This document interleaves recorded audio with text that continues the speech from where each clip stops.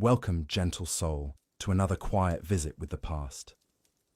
In tonight's episode, we'll step into another world, familiar in its humanity, yet distant in time. Maybe you're listening as your thoughts begin to slow, or perhaps you're already resting with heavy eyes. However you found your way here, I'm thankful. I'd love to know where you're listening from and what time of day it is for you. The idea of this quiet story floating across the world always makes me smile. If these bedtime journeys through history bring you calm, don't forget to subscribe. There are so many more peaceful nights ahead. In this video, I'm going to reveal the hidden daily routines of ancient Egyptians across every social class, from the poorest farmer to the wealthiest merchant. We'll explore what they ate for breakfast, how they handled their most private moments, what their work schedules looked like, and even how they entertained themselves when the sun went down. But first, let me give you a glimpse of just how detailed this reconstruction gets. We know exactly what time most Egyptians woke up, what they used instead of toothbrushes, and even how they dealt with workplace drama that would make your office politics look like child's play. So let's start our day as an ancient Egyptian would have, right at sunrise, along the life-giving waters of the Nile River. Picture this. It's approximately 3000 BCE, and the first rays of sunlight are creeping across the eastern horizon. For most ancient Egyptians, this wasn't just the beginning of a new day, it was literally the daily rebirth of the sun god Ra, and missing this moment wasn't really an option. Unlike our modern world where we fight alarm clocks and hit snooze buttons, ancient Egyptians were naturally synchronized with the solar cycle in ways that would seem almost supernatural to us today. The average Egyptian family lived in a mud brick house that was specifically designed to work with the desert climate. These weren't the massive stone monuments we see in documentaries. We're talking about practical, efficient homes with flat roofs that served as extra living space, thick walls that kept the interior cool during scorching days, and small windows positioned to catch the breeze while keeping out the worst of the sandstorms. As dawn broke, the first person stirring in most households was typically the woman of the house. Now, before you start thinking this was because of some oppressive patriarchal system, the reality is far more practical. Egyptian women often controlled the household finances, ran businesses, and held significant social power. The early rising was simply because someone had to get the bread started, and in ancient Egypt, fresh bread wasn't just breakfast. It was literally the foundation of every single meal. But here's where it gets fascinating. The process of making this daily bread reveals so much about how these people lived. First, they had to grind grain using stone querns, which was back-breaking work that could take hours. The grain itself came from emmer wheat or barley, and the quality of your bread directly reflected your social status. Wealthy families had servants to do this grinding, while poorer families often had to wake up even earlier to get it done before the heat became unbearable. While the bread was being prepared, other family members were handling what we might call their morning routine, though it looked nothing like ours. Ancient Egyptians were actually incredibly concerned with cleanliness and personal hygiene, but they didn't have running water or modern plumbing. Instead, they used a system that was both ingenious and labor-intensive. Every morning, family members would wash using water stored in large pottery jars. This water had to be carried from the Nile or from local wells, and it was precious enough that every drop was used efficiently. They cleaned their teeth using frayed twigs, often from the Salvadora persica tree, which actually has natural antibacterial properties. Some wealthier Egyptians even had a kind of toothpaste made from ground pumice, salt, and mint. But perhaps most surprisingly, both men and women wore makeup every single day. And this wasn't just about vanity.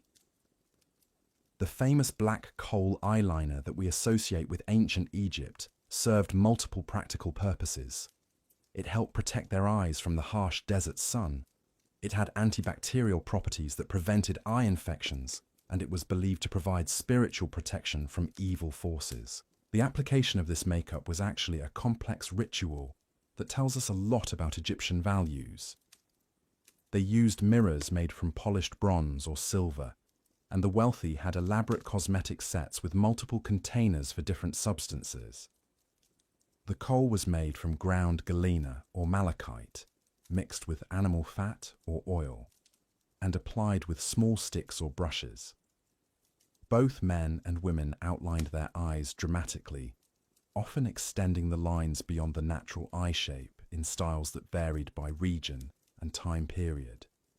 Once the morning preparations were complete, it was time for the first meal of the day, and this is where we start to see the massive differences between social classes that defined every aspect of Egyptian life. For a wealthy Egyptian family, breakfast might include fresh bread, honey, figs, dates, cheese made from goat or cow milk, and even meat left over from the previous day. They might drink beer, which was actually safer than water and was consumed by people of all ages, including children.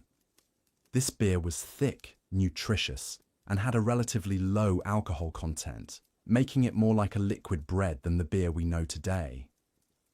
But for a typical farming family, breakfast was far simpler. Coarse bread, perhaps some onions or garlic, and weak beer or water flavored with herbs.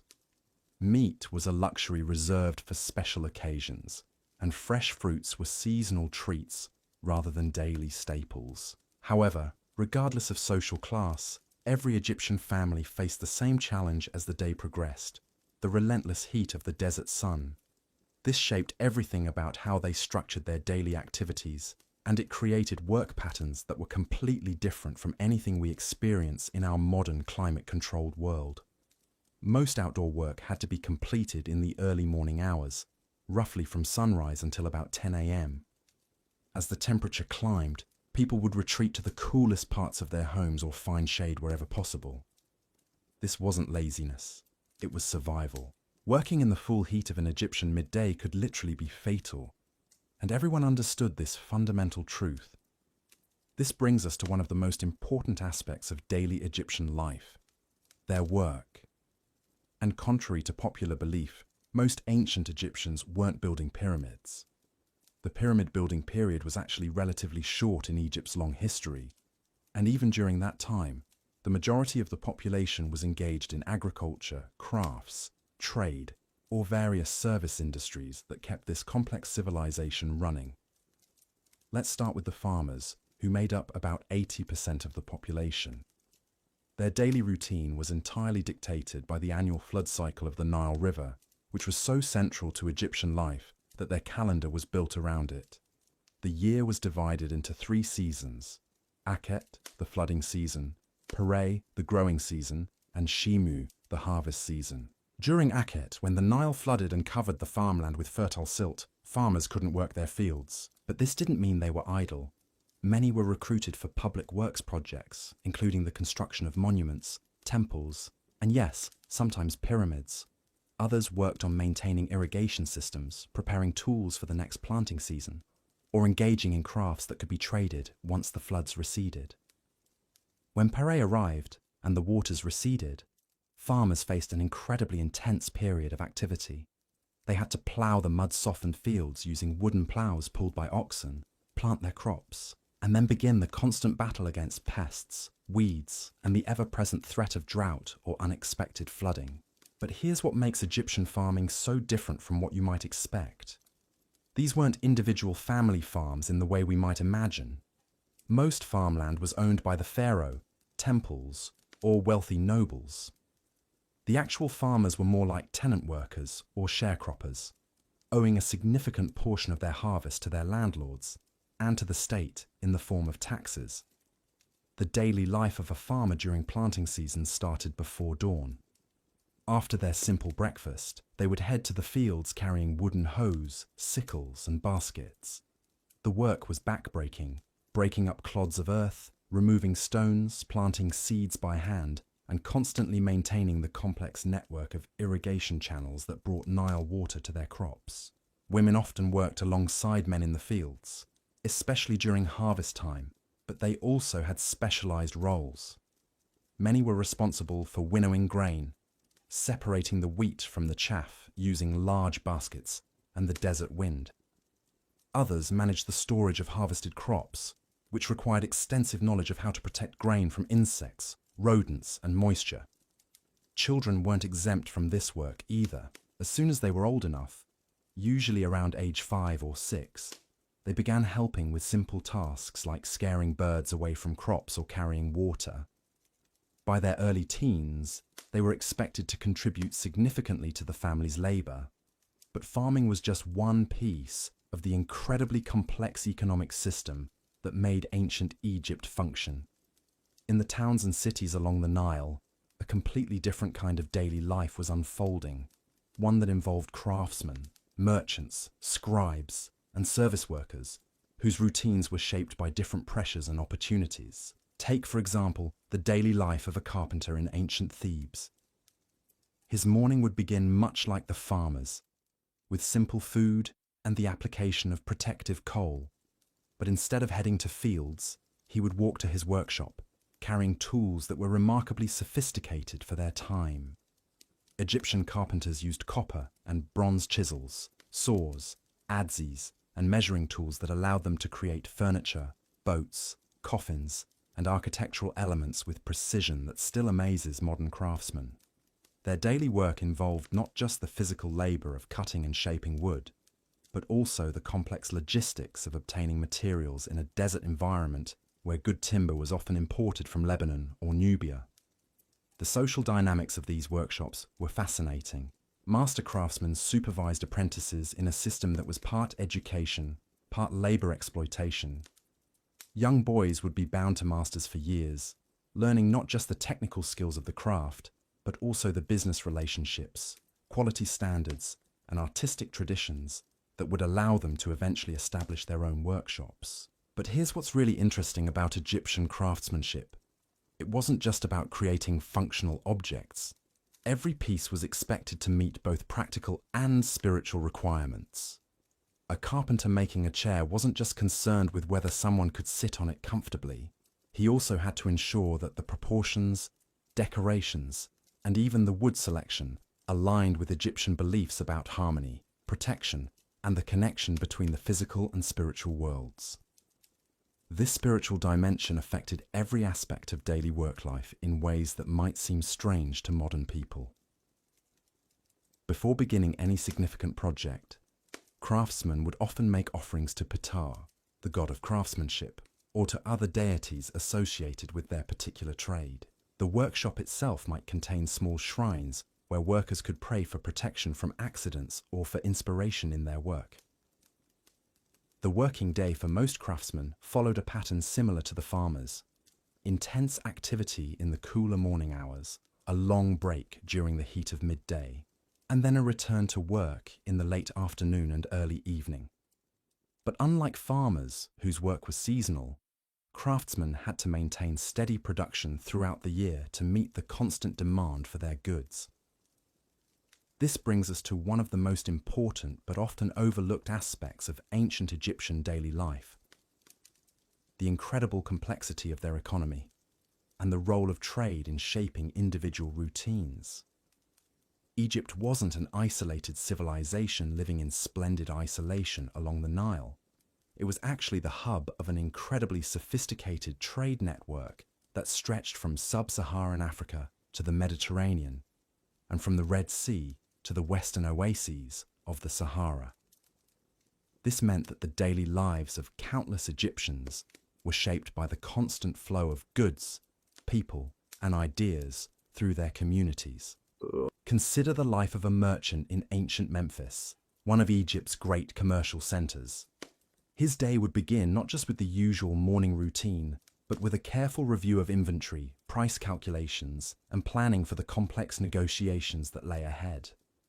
Unlike modern commerce, where prices are fixed and transactions are standardized, ancient Egyptian trade was a highly personal, relationship-based system where every deal required extensive bargaining and social maneuvering.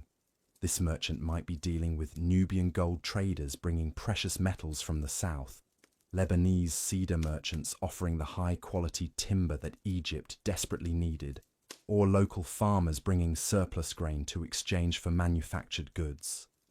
Each transaction required not just business acumen, but also cultural sensitivity, language skills, and a deep understanding of the religious and social customs that governed different communities. But here's what makes Egyptian commerce so fascinating. They didn't use money in the way we understand it. Instead, they operated on a complex barter system supplemented by standardized units of value based on weights of copper, silver, or grain. A merchant's daily life involved constant mathematical calculations, converting the value of different goods into these standard units, and negotiating exchanges that satisfied all parties involved. The record-keeping alone was a massive undertaking. Egyptian merchants employed scribes to document every transaction, creating detailed papyrus records that had to account for quantities, qualities, dates, and the identities of all parties involved. These weren't just business records, they were legal documents that could be used to resolve disputes or collect debts, sometimes years after the original transaction. And speaking of scribes, let's dive into the daily life of perhaps the most envied profession in ancient Egypt. Becoming a scribe was one of the few ways for someone from a modest background to achieve real social mobility, and the training required was both grueling and transformative. A young scribe's day began with hours of practice copying hieroglyphic texts, learning not just the symbols themselves, but also the proper techniques for preparing papyrus, mixing inks, and maintaining the reed pens that were essential tools of the trade. This wasn't just penmanship practice. It was an intensive education in literature, mathematics, law, religion, and administration that could take a decade or more to complete. Master scribes worked in a variety of settings that shaped their daily routines in different ways. Some were attached to temples, spending their days recording religious ceremonies, managing temple finances, and copying sacred texts. Others worked for government administrators, documenting tax collections, legal proceedings, and official correspondence. The most elite scribes served in the royal court, where their daily responsibilities might include drafting diplomatic letters, recording the pharaoh's decrees, or maintaining the complex genealogical and ceremonial records that legitimized royal authority.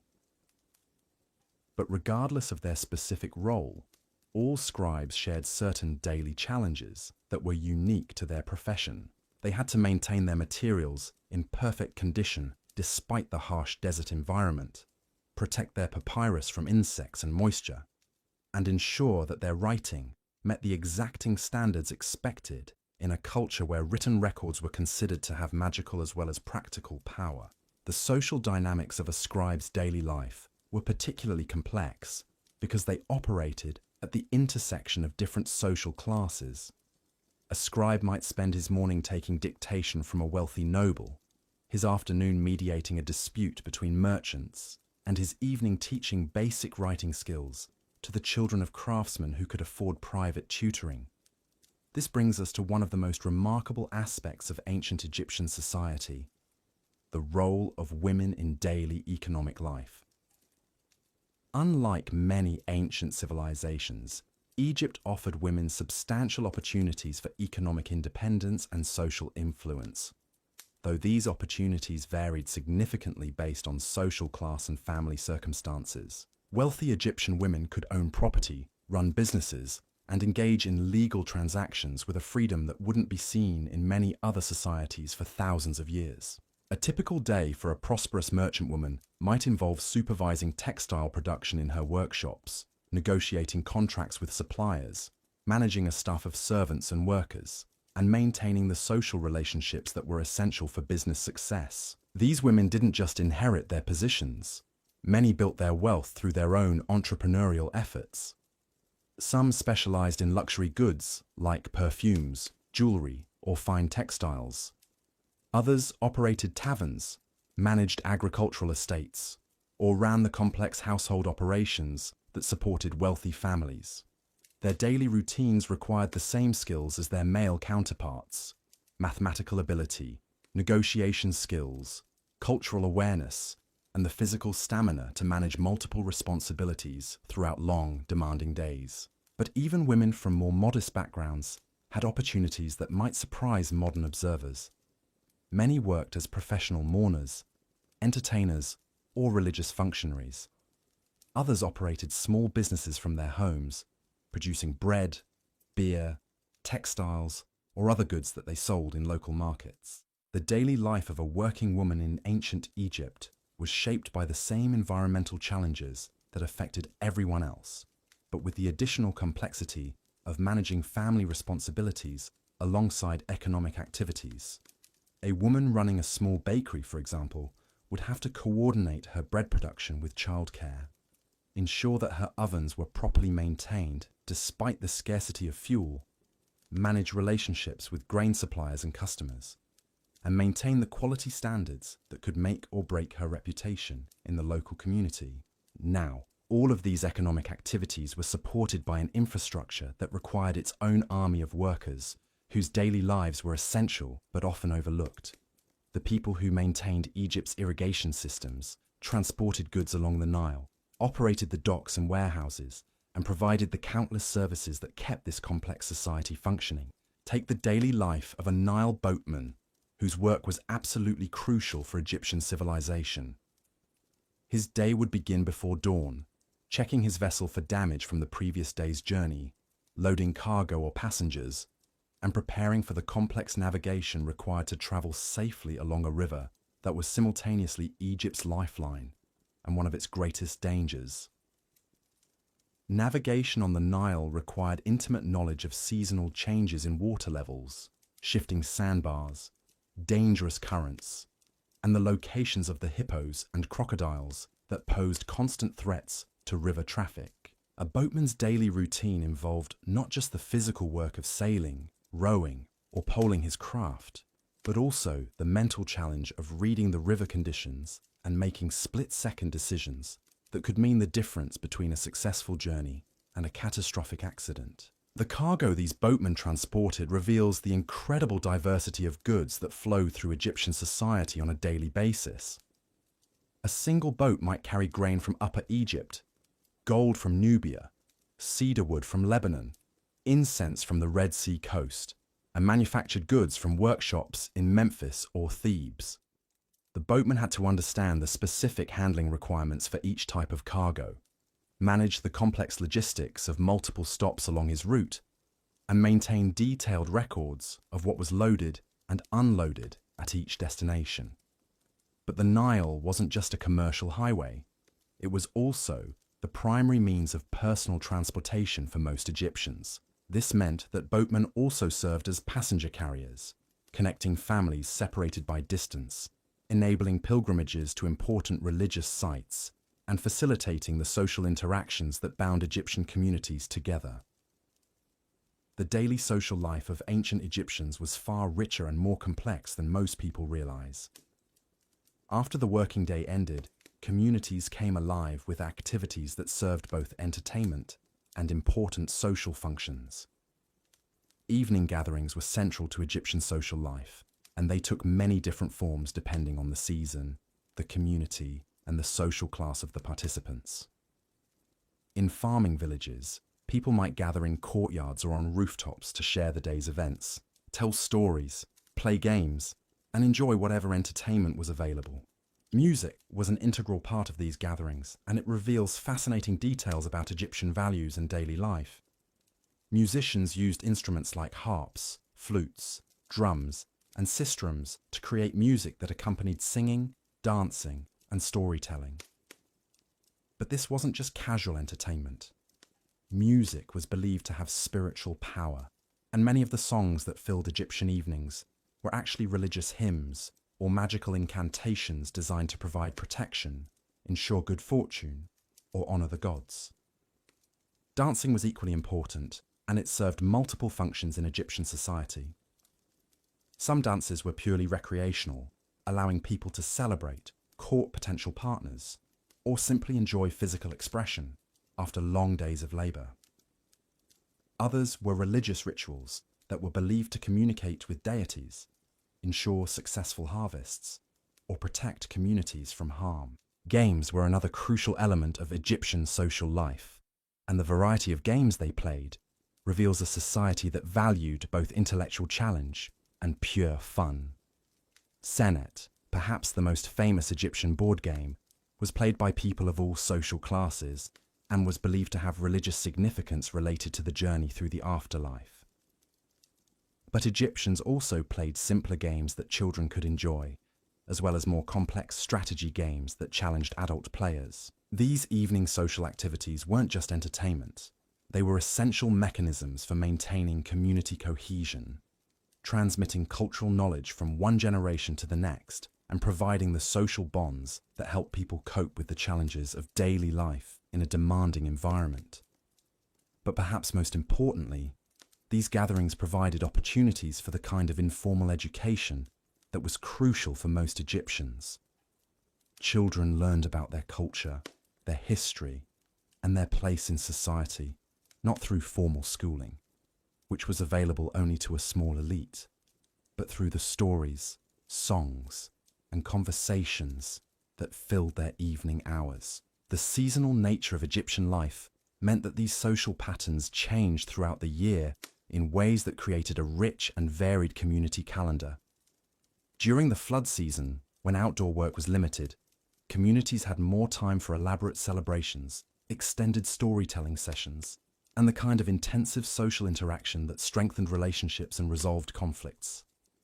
Harvest time brought different kinds of gatherings, often focused on cooperative work that required community coordination. These weren't just economic activities, they were social events that combined necessary labor with celebration, competition, and the reinforcement of social bonds that would carry communities through the challenges of the coming year. Religious festivals provided another crucial structure for Egyptian social life, creating occasions when entire communities would come together for celebrations that could last for days. These festivals weren't solemn religious observances in the way we might imagine. They were joyous community celebrations that combined religious devotion with feasting, music, dancing, and the kind of social interaction that was essential for maintaining the complex relationships that held Egyptian society together. The daily preparation for these festivals reveals another important aspect of Egyptian life: the incredible amount of planning and coordination required to make their society function. Organizing a major religious festival required months of preparation, involving craftsmen who created decorations and ceremonial objects, farmers who provided extra food, musicians and dancers who prepared special performances, and religious officials who ensured that all the ceremonial requirements were properly met. This level of coordination was necessary for almost every aspect of Egyptian life, from the annual flood cycle that required community-wide cooperation to manage irrigation systems, to the complex trade relationships that brought goods from across the known world to Egyptian markets. And this brings us to one of the most remarkable aspects of ancient Egyptian daily life: how they managed to create and maintain one of history's longest-lasting civilizations despite facing challenges that would seem insurmountable to modern people. The coordination required wasn't just impressive from an organizational standpoint, it was absolutely essential for survival. Without it, Egyptian civilization would have collapsed within generations rather than lasting for over 3,000 years.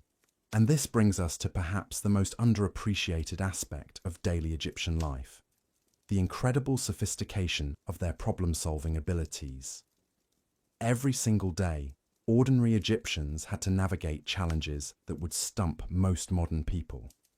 They had to predict weather patterns without meteorology, manage complex agricultural systems without modern tools, maintain public health without understanding germ theory, and coordinate massive construction projects without computers or even written mathematical formulas as we know them. Take something as basic as food storage, which was literally a matter of life and death in a civilization where a failed harvest could mean starvation for thousands of people. Egyptian families didn't just throw their grain into containers and hope for the best. They developed elaborate systems involving multiple types of storage vessels, each designed for specific types of food and specific storage durations. They used ceramic jars sealed with beeswax and resin for liquids like oil and wine, They created underground storage chambers that maintained consistent temperatures despite the extreme heat above ground. They developed techniques for drying fruits and vegetables that preserved them for months without refrigeration. They even figured out how to store live fish in artificial ponds, creating a kind of ancient aquaculture system that provided fresh protein year-round. But here's what makes this even more remarkable. These weren't techniques developed by specialists and then distributed to the masses. These were skills that ordinary families passed down through generations, refined through trial and error, and adapted to local conditions. A farming family in Upper Egypt might have completely different food storage techniques than a merchant family in the Delta. But both systems would be incredibly sophisticated and perfectly adapted to their specific circumstances. The daily maintenance of these systems required constant attention and expertise. Women often specialized in food preservation, spending hours each day monitoring fermentation processes, checking stored goods for signs of spoilage, and adjusting storage conditions based on seasonal changes. This wasn't just domestic work, it was highly skilled technical labor that required deep understanding of chemistry, biology, and engineering principles that these people couldn't name, but absolutely understood. Men often focused on the construction and maintenance of storage facilities themselves, which required skills in masonry, waterproofing, ventilation design, and pest control that would impress modern contractors. They had to build structures that could withstand floods, earthquakes, extreme temperature variations, and the constant assault of insects and rodents that threatened stored food supplies. Children learned these skills through daily participation, gradually taking on more responsibility as they demonstrated competence.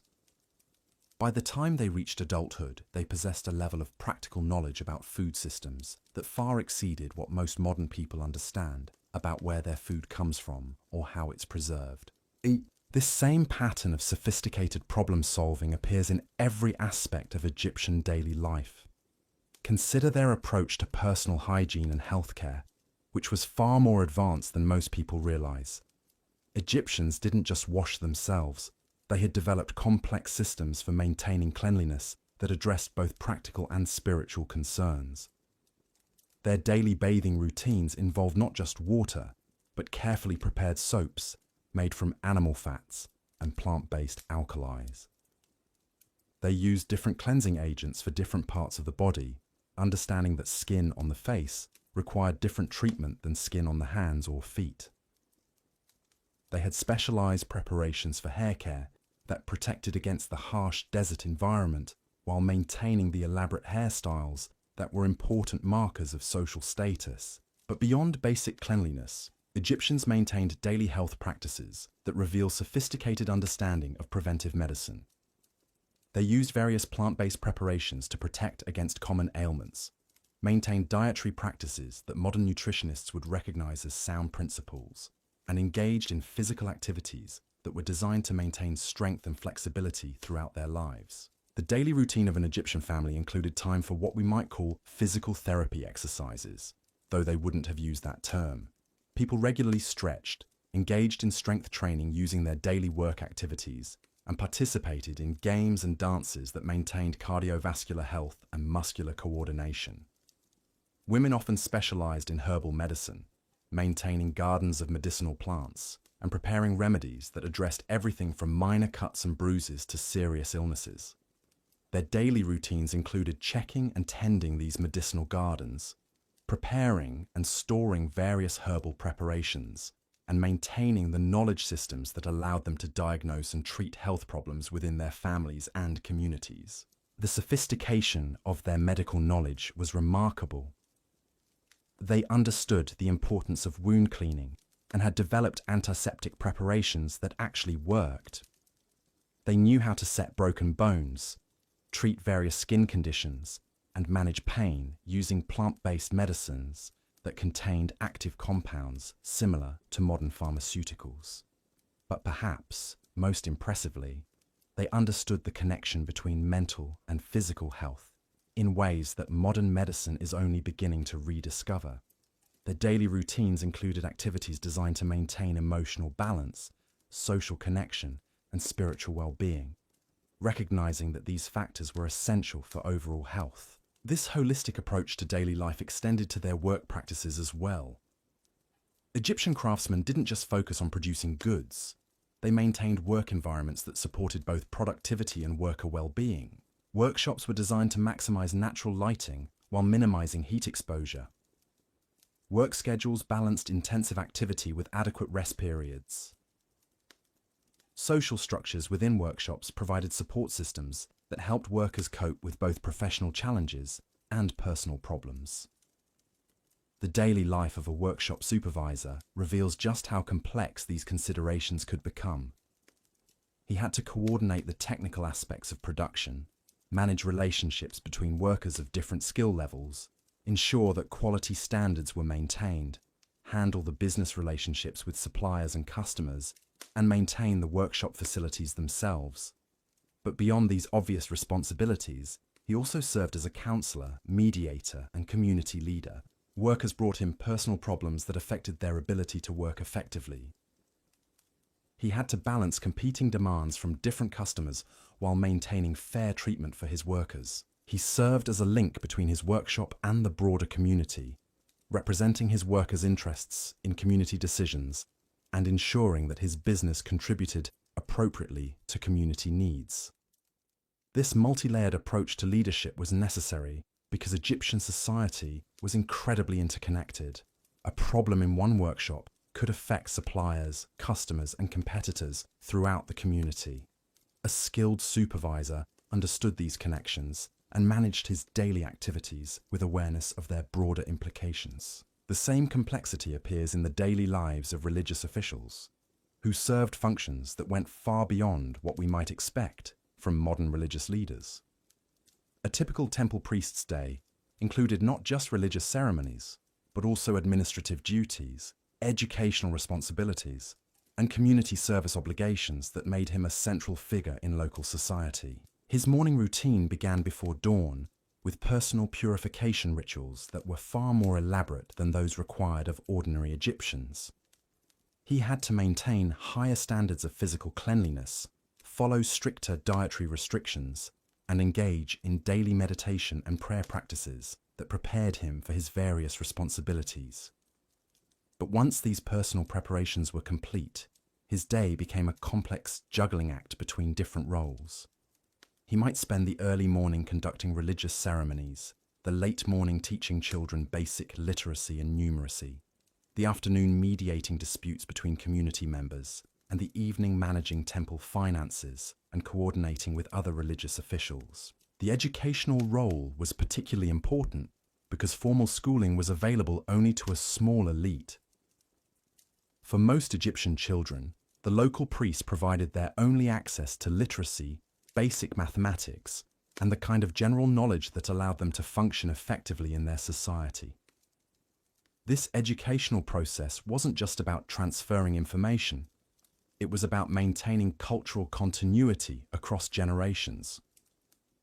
Through daily interactions with children and their families, priests ensured that Egyptian values, traditions, and practical knowledge systems were preserved and adapted to changing circumstances. The daily teaching routine involved not just formal lessons, but also informal mentoring that helped young people understand their place in society and develop the skills they would need as adults. A priest might spend part of his day teaching a future scribe how to prepare papyrus, part of his day helping a young craftsman understand the religious significance of his work, and part of his day counseling parents about how to guide their children's development. But perhaps the most crucial aspect of a priest's daily life was his role in maintaining the complex religious systems that provided the spiritual foundation for Egyptian civilization. This wasn't just a matter of conducting ceremonies. It required deep understanding of theological principles, astronomical observations, mathematical calculations, and the kind of organizational skills needed to coordinate religious activities across multiple temples and communities. The daily maintenance of these religious systems reveals just how sophisticated Egyptian civilization had become. Priests had to track multiple calendar systems simultaneously, coordinate their activities with agricultural cycles and political events, maintain accurate records of religious obligations and ceremonial requirements, and ensure that religious practices remained consistent across vast distances and long periods of time. This level of coordination was possible only because Egyptian society had developed incredibly effective communication systems that allowed information to flow rapidly across the entire kingdom. The daily life of a royal messenger provides insight into how these communication networks actually functioned. A messenger's day began with careful preparation that was essential for both personal safety and message security. He had to plan his route based on current conditions along the Nile, seasonal variations in travel conditions, and political circumstances that might affect his safety in different regions. The physical demands of his work were enormous. Depending on the urgency of his message and the distance he had to travel, he might spend days traveling by boat, on foot, or using donkeys or other pack animals.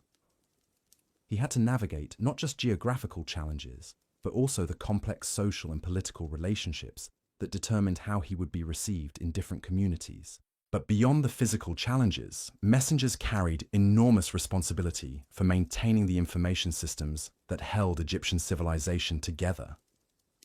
They transported not just official government communications, but also personal letters, business documents, religious instructions, and the kind of informal information that allowed widely separated communities to coordinate their activities. The daily routine of preparing, protecting, and delivering these messages required skills that combined physical endurance with intellectual sophistication. Messengers had to be able to read and write, understand the political implications of the information they carried, maintain absolute discretion about sensitive communications, and adapt quickly to changing circumstances that might require them to alter their plans or find alternative routes. Their work also required deep cultural knowledge that allowed them to function effectively in communities with different customs, dialects, and social structures. A messenger traveling from Memphis to Aswan would encounter dozens of different local communities, each with its own particular characteristics. And he had to understand how to approach local leaders, follow appropriate social protocols, and avoid misunderstandings that could delay his mission or even put him in danger. This cultural sophistication was necessary because Egyptian civilization wasn't as uniform as we might imagine. While there were certainly shared values, religious beliefs, and social structures that unified the kingdom, there were also significant regional variations that reflected different environmental conditions, economic specializations, and historical experiences. The daily life of people in the Delta region was shaped by different challenges and opportunities than those faced by people in Upper Egypt or Nubia. Coastal communities had access to Mediterranean trade networks, but had to deal with different security threats. Desert oasis communities had developed specialized techniques for managing scarce water resources, but had limited access to some goods that river communities took for granted. These regional differences created opportunities for specialization and trade that enriched Egyptian civilization, but they also required sophisticated coordination systems that could manage the complexity without losing the benefits of diversity. The daily routines of local administrators reveal how this coordination actually worked at the practical level. A provincial governor's day involved balancing local needs with national requirements, managing relationships between different communities within his jurisdiction, coordinating with other governors to address regional challenges, and maintaining communication with the royal court that kept central authorities informed about local conditions. His responsibilities included everything from tax collection and legal dispute resolution to infrastructure maintenance and military recruitment. But perhaps most importantly, he served as a cultural bridge between local communities and the broader Egyptian civilization, ensuring that regional variations remained within acceptable bounds, while allowing communities to adapt Egyptian institutions to their particular circumstances. This balancing act required enormous skill and constant attention to changing conditions.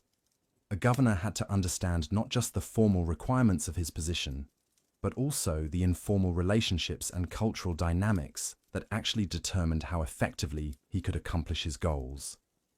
His daily routine included formal meetings with local officials, informal conversations with community leaders, personal interactions with ordinary citizens who brought him their concerns and complaints, and private time for planning and reflection that allowed him to stay ahead of developing problems.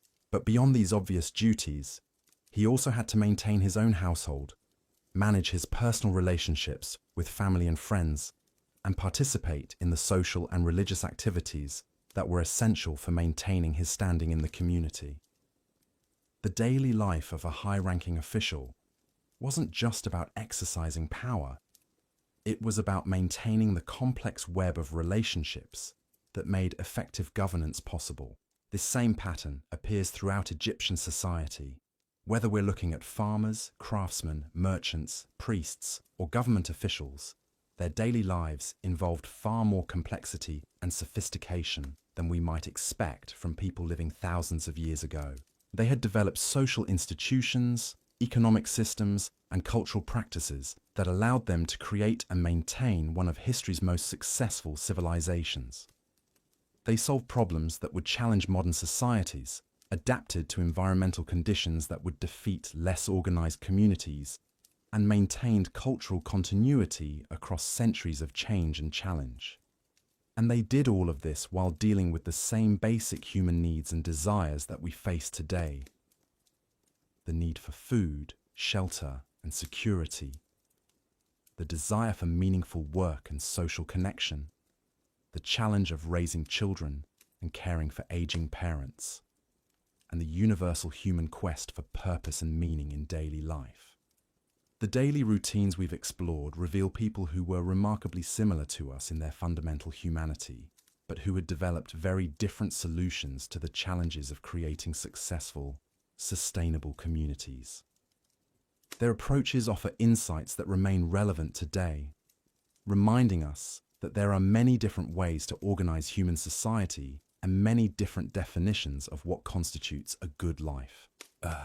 As we continue our exploration of ancient Egyptian daily life, we'll discover even more surprising details about how these remarkable people managed to create a civilization that lasted for over 3 millennia, adapting and evolving while maintaining its essential character through periods of prosperity and crisis, expansion and contraction, innovation and conservation.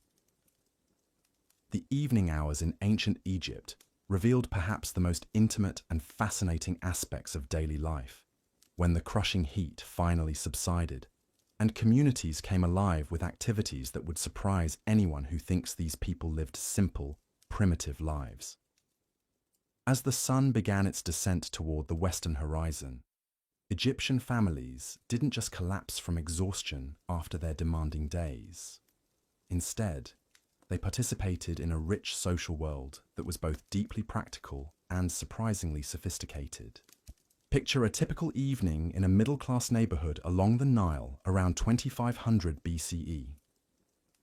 As the temperature finally dropped to bearable levels, courtyards and rooftops throughout the community began filling with people engaging in activities that served multiple purposes simultaneously. This wasn't just leisure time.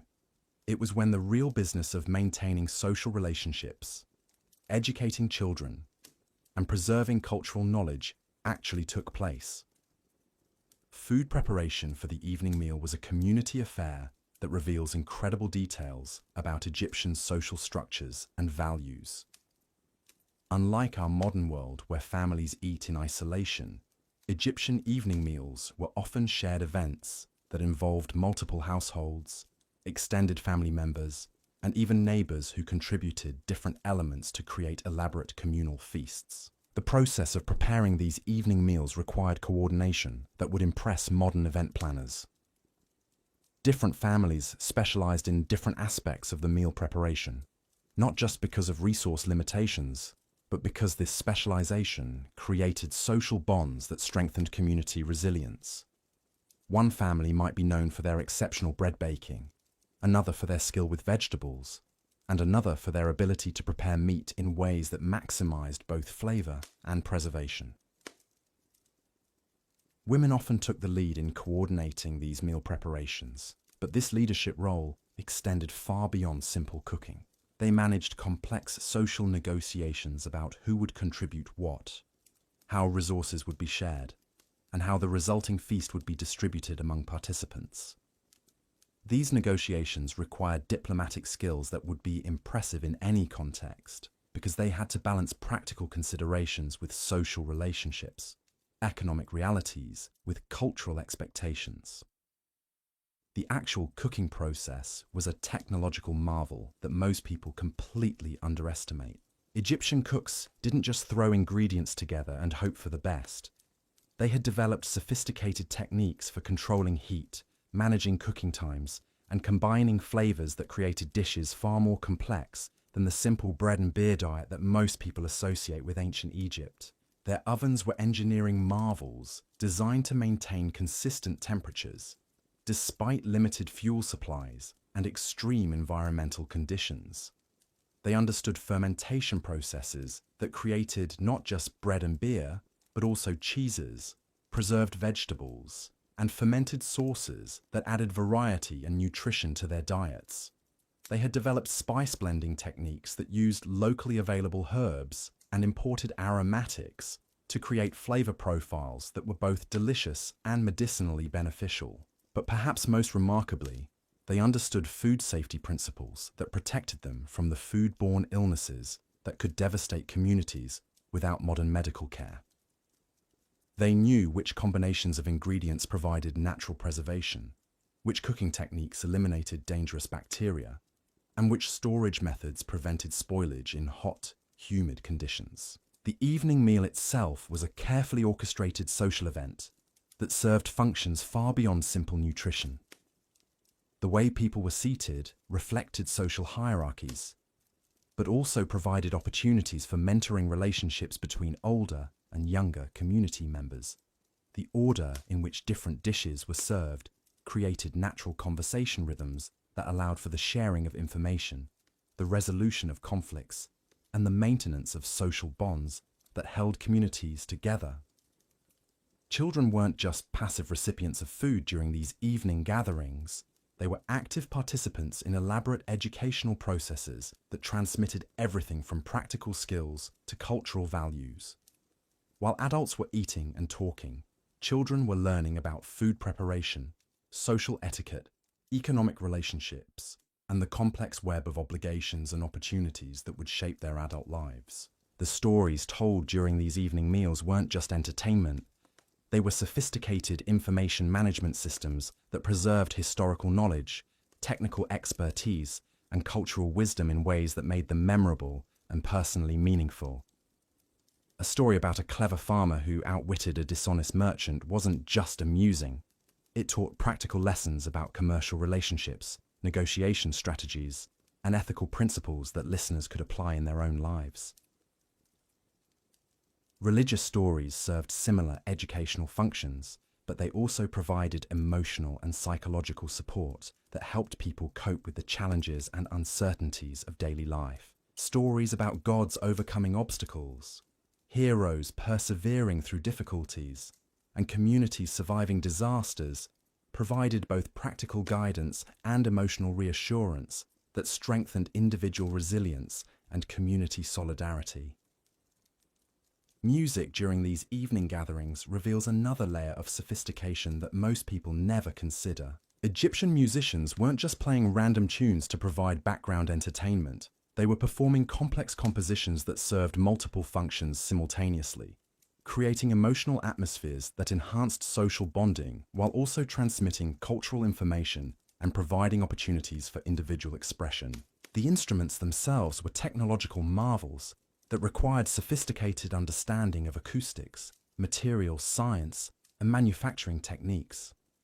Harps had to be constructed with precise tension systems that maintained proper tuning despite extreme temperature variations. Drums required carefully prepared animal skins that produced specific tonal qualities while withstanding constant use. Flutes and other wind instruments demanded precise measurements and finishing techniques that created accurate pitch relationships and pleasing timbres. But beyond the technical aspects, Egyptian music served psychological and social functions that were essential for community well-being.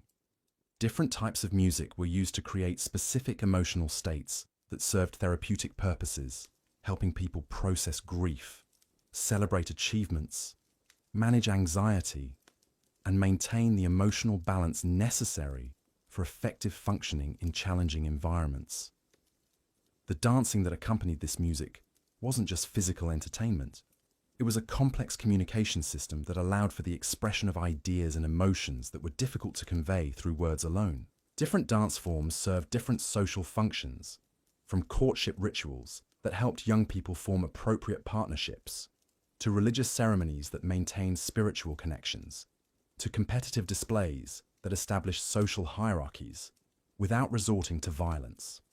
Children learned these dance forms through daily participation, gradually mastering not just the physical movements, but also the cultural meanings and social context that made dancing an effective tool for community building and personal expression. By adulthood, most Egyptians possessed a vocabulary of physical movement that allowed them to participate in complex social interactions that strengthened community bonds while providing outlets for individual creativity. Games played during these evening hours reveal another dimension of Egyptian sophistication that challenges our assumptions about ancient life. These weren't just simple diversions to pass time. They were educational tools that taught everything from mathematical concepts to strategic thinking, from social skills to ethical principles. Board games like Senet weren't just entertainment, they were sophisticated simulations that helped players understand complex concepts about probability, planning, and decision-making under uncertainty. The religious symbolism embedded in these games provided opportunities for discussing spiritual concepts in ways that were both intellectually engaging and emotionally meaningful. Physical games and competitions served similar educational functions while also providing the exercise and skill development that were essential for survival in a physically demanding environment. Wrestling matches, running competitions, and various ball games weren't just fun. They were training systems that maintained the physical fitness and competitive skills that individuals needed to succeed in their daily work and contribute effectively to community defense. But perhaps, most importantly, these games provided opportunities for social interaction across age groups and social classes in ways that strengthened community cohesion while allowing for the peaceful resolution of tensions and conflicts that might otherwise disrupt social harmony. The evening hours also provided time for the maintenance and creation of the material objects that made Egyptian daily life possible. This wasn't just busy work to fill idle time. It was essential economic activity that required sophisticated skills and careful coordination between different community members. Women often spent evening hours engaged in textile production that was far more complex than simple weaving. They had to process raw materials like flax and wool using techniques that required deep understanding of fiber properties, chemical treatments, and mechanical processes. They operated looms that were engineering marvels capable of producing fabrics with complex patterns, varying textures, and specific performance characteristics suited for different purposes. The designs they created weren't just decorative, they were information systems that communicated social status, regional identity, religious beliefs, and personal achievements in ways that were immediately recognizable to other community members. A skilled textile worker could look at someone's clothing and immediately understand their occupation, their family background, their economic status, and their role in the community's social structure. Men often used evening hours for tool maintenance and creation that was equally sophisticated and equally essential for community survival. They had to maintain metal tools using techniques that required understanding of metallurgy, heat treatment, and precision shaping that would impress modern craftsmen. They created wooden implements using carpentry skills that combined artistic sensibility with functional excellence and durability requirements. But beyond these obvious practical activities, evening hours provided time for the kind of innovation and experimentation that allowed Egyptian technology and culture to evolve and improve over time. Craftsmen used their leisure time to experiment with new techniques, test different materials, and develop improved tools and methods that enhanced productivity and quality in their daily work. These innovations weren't just individual achievements. They were community resources that were shared through informal networks that connected craftsmen across different specialties and different regions. A carpenter who developed an improved joint technique would share that knowledge with other woodworkers who would adapt and refine it further, creating a continuous improvement process that strengthened the entire technological base of Egyptian civilization. The evening hours also provided opportunities for the kind of personal relationships and individual development that were essential for psychological well-being and social stability. Courtship rituals weren't just romantic diversions. They were complex social processes that helped young people form partnerships that would contribute to community strength and individual happiness. These courtship processes involved elaborate systems of gift exchange, artistic performance, and social interaction that allowed potential partners to demonstrate their skills, values, and compatibility in ways that helped ensure successful long-term relationships. Parents and community elders played important roles in these processes, not as controlling authorities, but as advisors and facilitators who helped young people navigate the complex social and economic considerations that affected partnership decisions. Marriage arrangements weren't just personal choices. They were economic alliances that affected the prosperity and stability of extended families and entire communities. The evening hours provided opportunities for the kind of extended discussion and negotiation that allowed these arrangements to develop in ways that balanced individual desires with community needs. But even beyond courtship and marriage, the evening hours provided opportunities for the kind of personal growth and individual expression that were essential for human flourishing. People used this time for artistic pursuits, intellectual development, and spiritual practices that enriched their lives while also contributing to the cultural wealth of their communities. The artistic activities weren't just hobbies. They were sophisticated creative practices that required years of training and constant refinement. Painters, sculptors, and other visual artists used evening hours to develop techniques, experiment with materials, and create works that served both aesthetic and functional purposes in their communities. Musicians and poets used this time to compose new works, refine their performance skills, and explore creative possibilities that push the boundaries of their artistic traditions while remaining connected to the cultural values that gave their work meaning and social relevance. But perhaps most importantly, the evening hours provided time for the kind of reflection and contemplation that allowed individuals to process their experiences, understand their place in the larger community, and develop the wisdom and perspective that made them effective contributors to the collective well-being. This personal development wasn't just individual self-improvement. It was community investment that strengthened the human resources available for addressing collective challenges and pursuing shared goals. Communities recognized that individual growth contributed to collective prosperity, and they structured their social systems to support and encourage personal development in ways that benefited everyone. The seasonal variations in evening activities reveal another layer of sophistication in Egyptian social organization. Different times of year brought different opportunities and challenges that required adaptive responses from individuals and communities. During the flood season, when outdoor work was limited, evening hours might be extended into elaborate festivals and celebrations that could last for days. These weren't just parties. They were community-building exercises that strengthened social bonds, resolved accumulated tensions, and provided opportunities for the kind of intensive cultural transmission that preserved traditional knowledge while allowing for innovation and adaptation. During planting and harvest seasons, when daytime work was intensive and urgent, evening activities might be more focused on rest and recovery, but they still included the essential social and cultural functions that maintained community cohesion and individual well-being. The ability to adapt these social patterns to changing circumstances while maintaining their essential functions demonstrates a level of cultural sophistication that allowed Egyptian civilization to persist through centuries of environmental, political, and economic changes that destroyed less adaptable societies. But perhaps the most remarkable aspect of Egyptian evening life was how it balanced individual needs with collective requirements in ways that created sustainable communities that could thrive over long periods of time. The social structures that emerged during these evening hours weren't imposed from above by authorities. They developed organically through the daily interactions of people who understood that their individual well-being depended on the health and prosperity of their communities.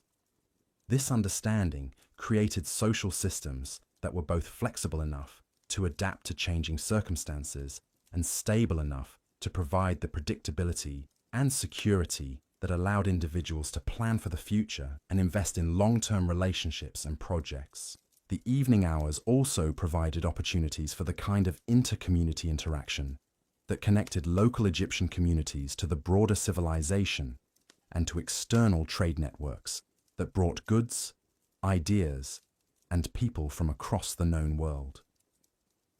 Traveling merchants, visiting craftsmen, religious pilgrims, and government officials often participated in these evening social activities, bringing news, ideas, and perspectives from other regions that enriched local communities, while also connecting them to larger networks of information and opportunity.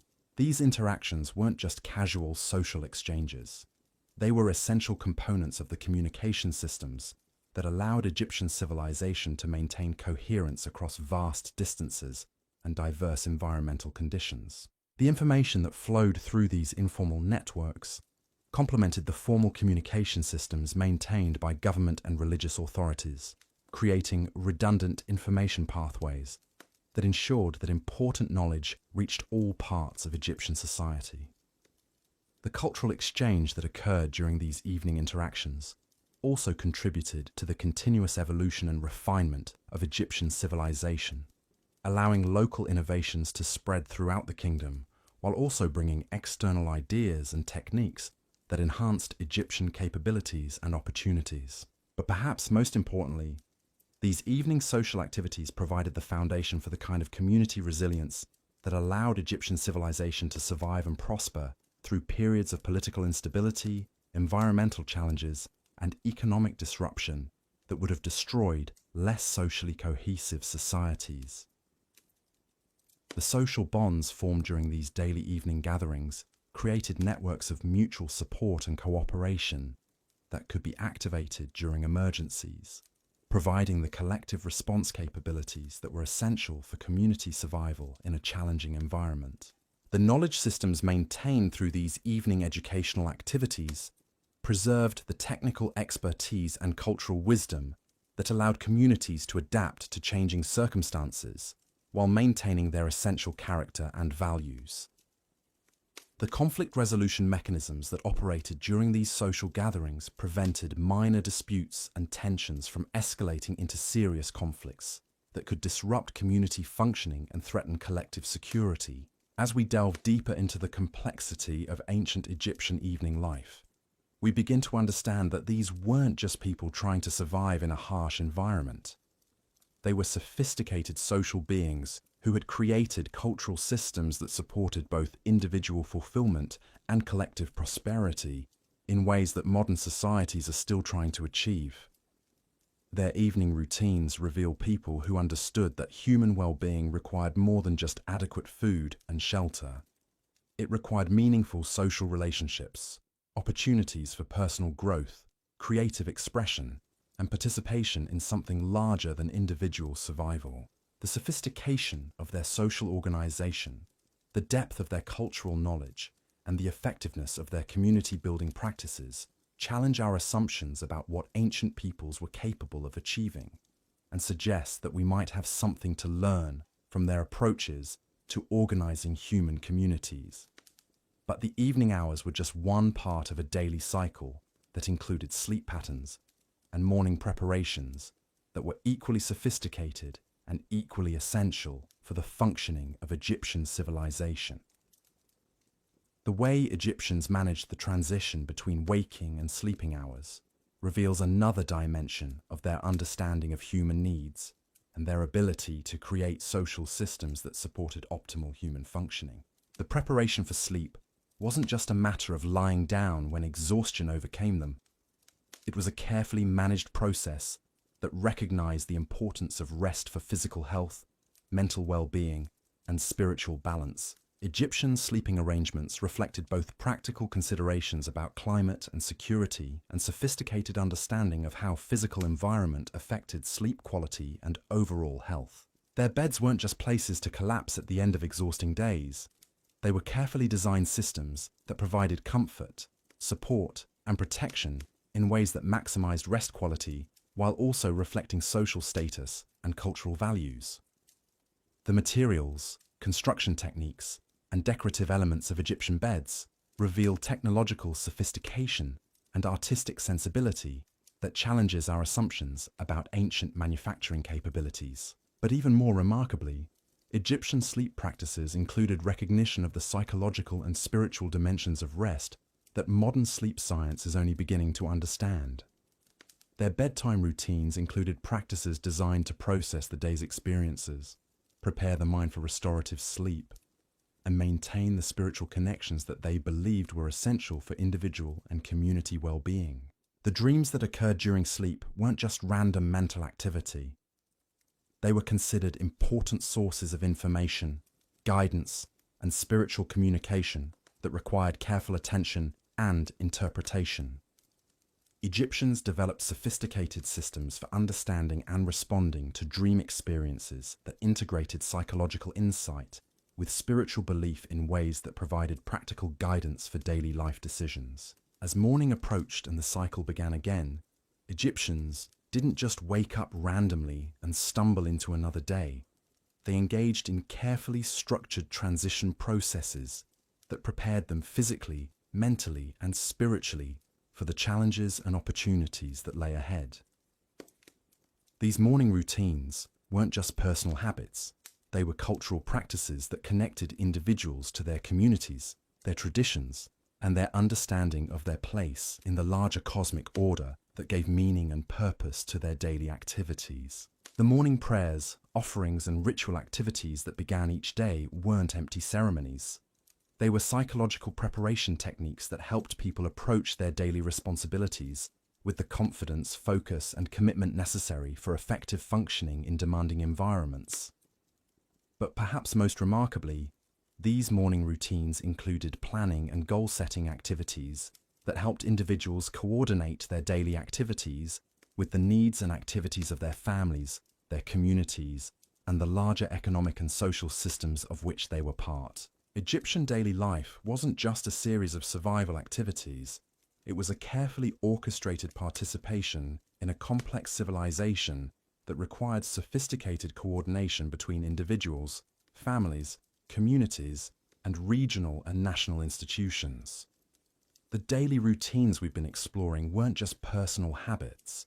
They were essential components of the social and economic systems that made Egyptian civilization possible. The morning planning activities that began each day included consideration of weather conditions, seasonal requirements, community obligations, family needs, and individual goals in ways that optimized both personal effectiveness and collective prosperity. These weren't simple to-do lists. They were strategic planning processes that took into account multiple variables and competing priorities in ways that would impress modern project managers. The coordination required to make this system work reveals organizational capabilities that challenge our assumptions about what ancient peoples could achieve without modern communication and information management technologies. Yet somehow, millions of Egyptians managed to coordinate their daily activities in ways that created and maintained one of history's most successful and longest-lasting civilizations. As we continue to explore the details of ancient Egyptian daily life, we begin to understand that these weren't just people who happened to live a long time ago.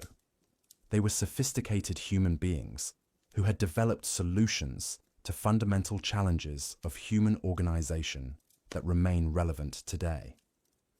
Their approaches to community building, resource management, education, conflict resolution, and individual development offer insights that could inform modern efforts to create sustainable, equitable, and fulfilling human societies. But to fully understand these insights, we need to continue our exploration of the details of Egyptian daily life, examining not just what they did, but how they did it, and why their approaches were so effective at creating human flourishing in challenging circumstances.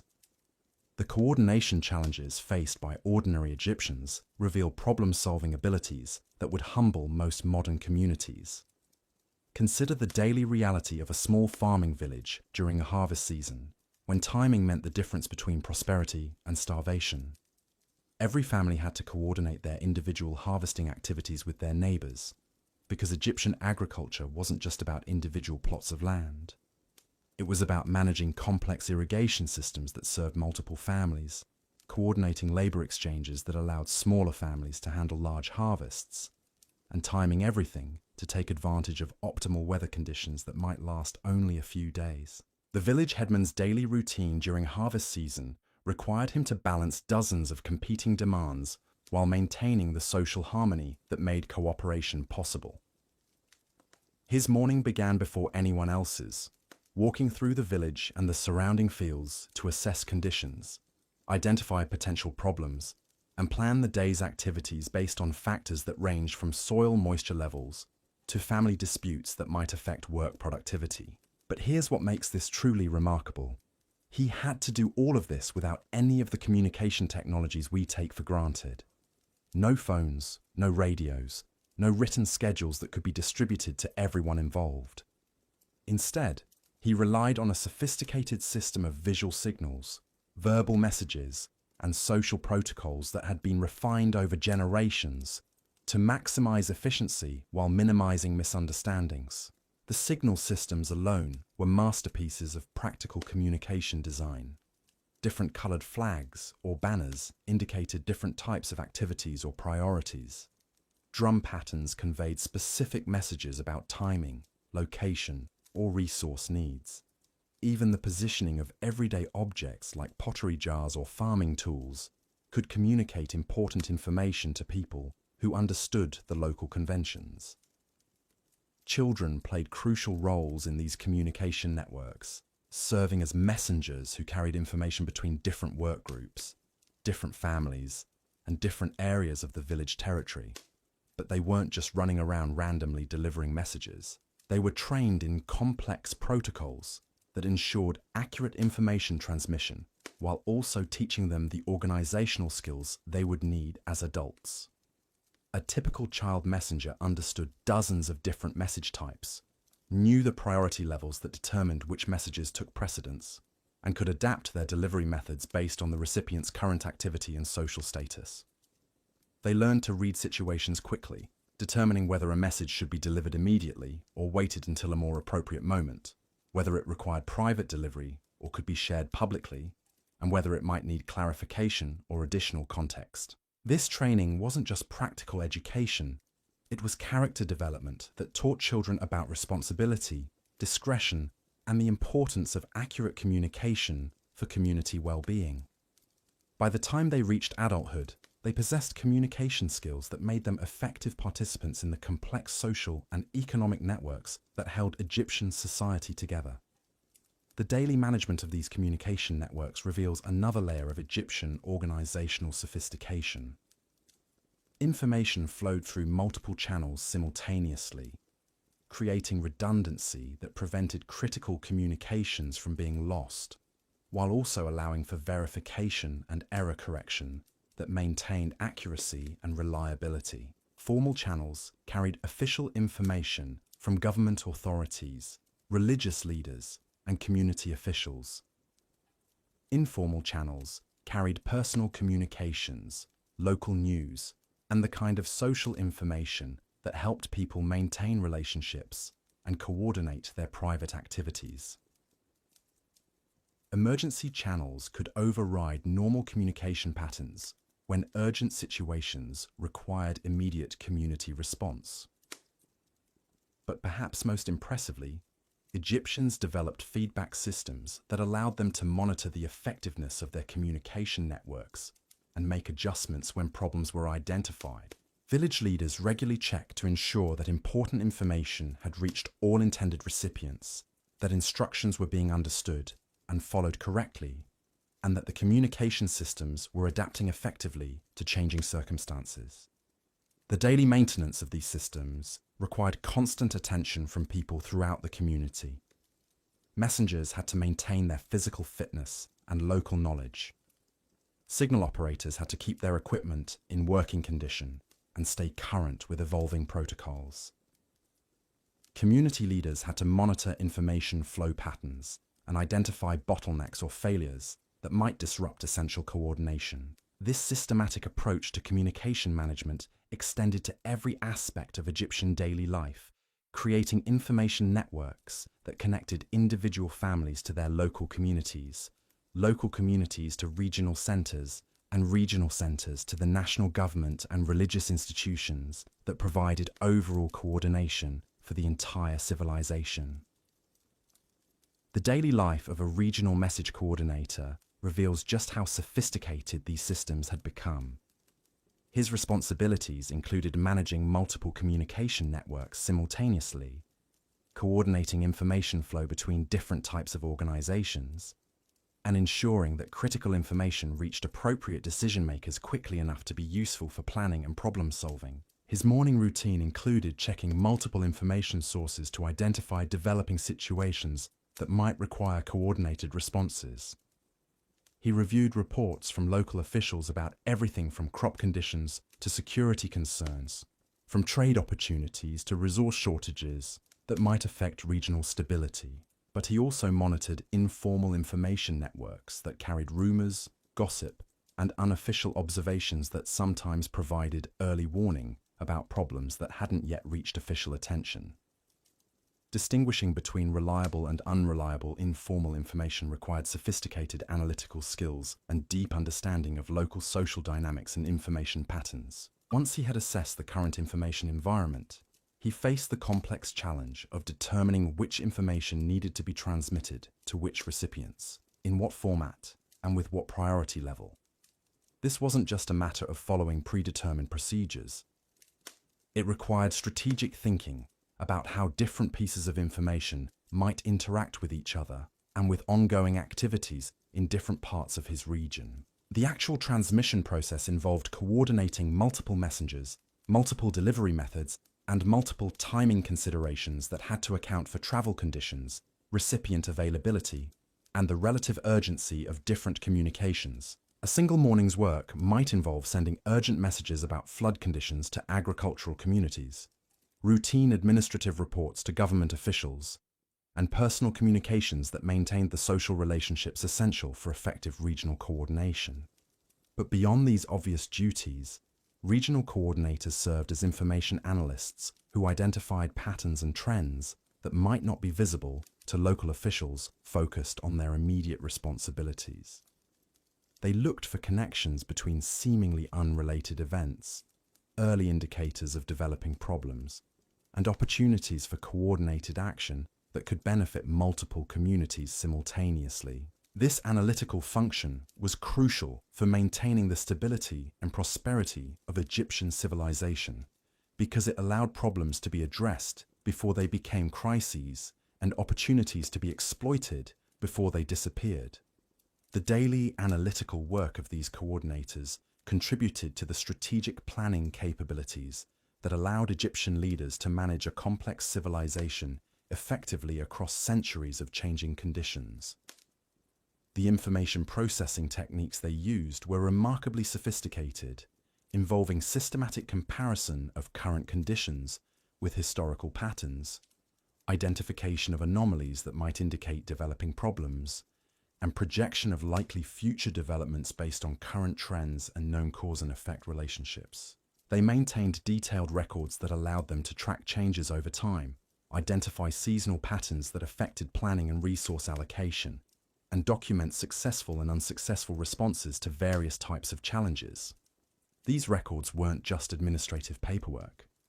They were strategic intelligence systems that informed decision-making at every level of Egyptian society. The daily record-keeping activities required not just clerical skills, but also analytical abilities that allowed coordinators to extract meaningful patterns from large amounts of detailed information.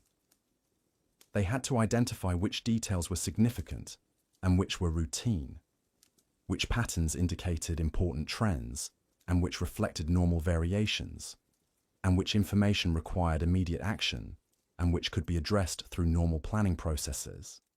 But perhaps most remarkably, they had to do all of this analysis without computers, statistical software, or any of the information processing tools that modern analysts consider essential. Instead, they relied on mental models, systematic procedures, and collaborative analytical processes that distributed complex analytical tasks across multiple people with different expertise and perspectives. The collaborative aspects of Egyptian information analysis reveal another dimension of their organizational sophistication.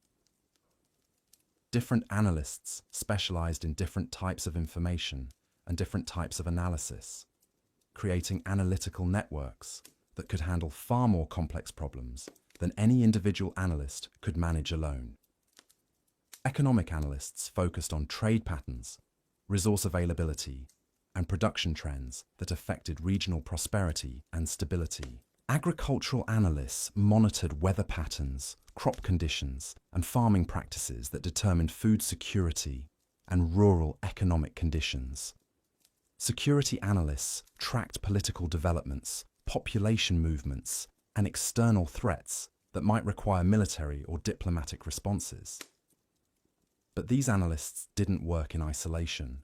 They participated in regular coordination meetings that allowed them to share information, compare analyses, and develop integrated assessments that informed strategic planning and policy decisions.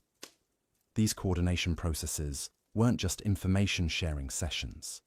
They were collaborative analytical exercises that produced insights and understanding that no individual analyst could achieve independently.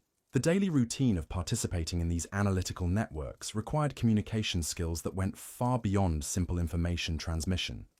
Analysts had to present complex information clearly and concisely, ask questions that elicited useful information from their colleagues, and participate in discussions that built shared understanding of complex situations and appropriate responses. They also had to maintain awareness of how their specialized analyses fit into broader strategic contexts, ensuring that their technical expertise contributed effectively to overall decision-making processes, rather than creating analytical silos that missed important connections and implications. This systems thinking approach to analysis and planning was one of the key factors that allowed Egyptian civilization to maintain coherence and effectiveness across vast distances and long periods of time.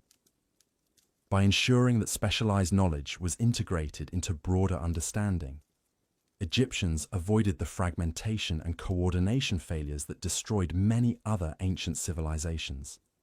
The daily implementation of these systems thinking approaches required organizational disciplines that were embedded in routine activities throughout Egyptian society.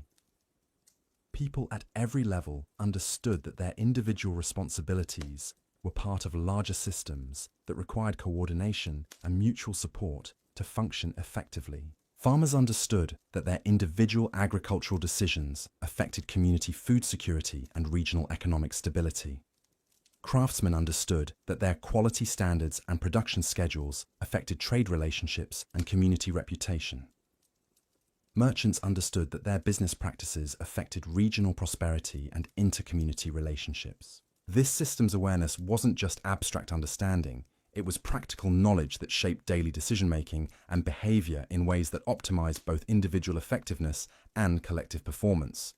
People made daily choices that balanced their personal interests with community needs, not because they were forced to by external authorities, but because they understood that their long-term individual prosperity depended on the health and success of the larger systems of which they were part. The educational processes that created this systems awareness were embedded in daily life activities, rather than separated into formal schooling that was disconnected from practical application. Children learned about systems thinking by participating in family and community activities that required coordination and mutual support, gradually developing the understanding and skills that would make them effective adult participants in Egyptian civilization. The daily educational activities weren't just skill training.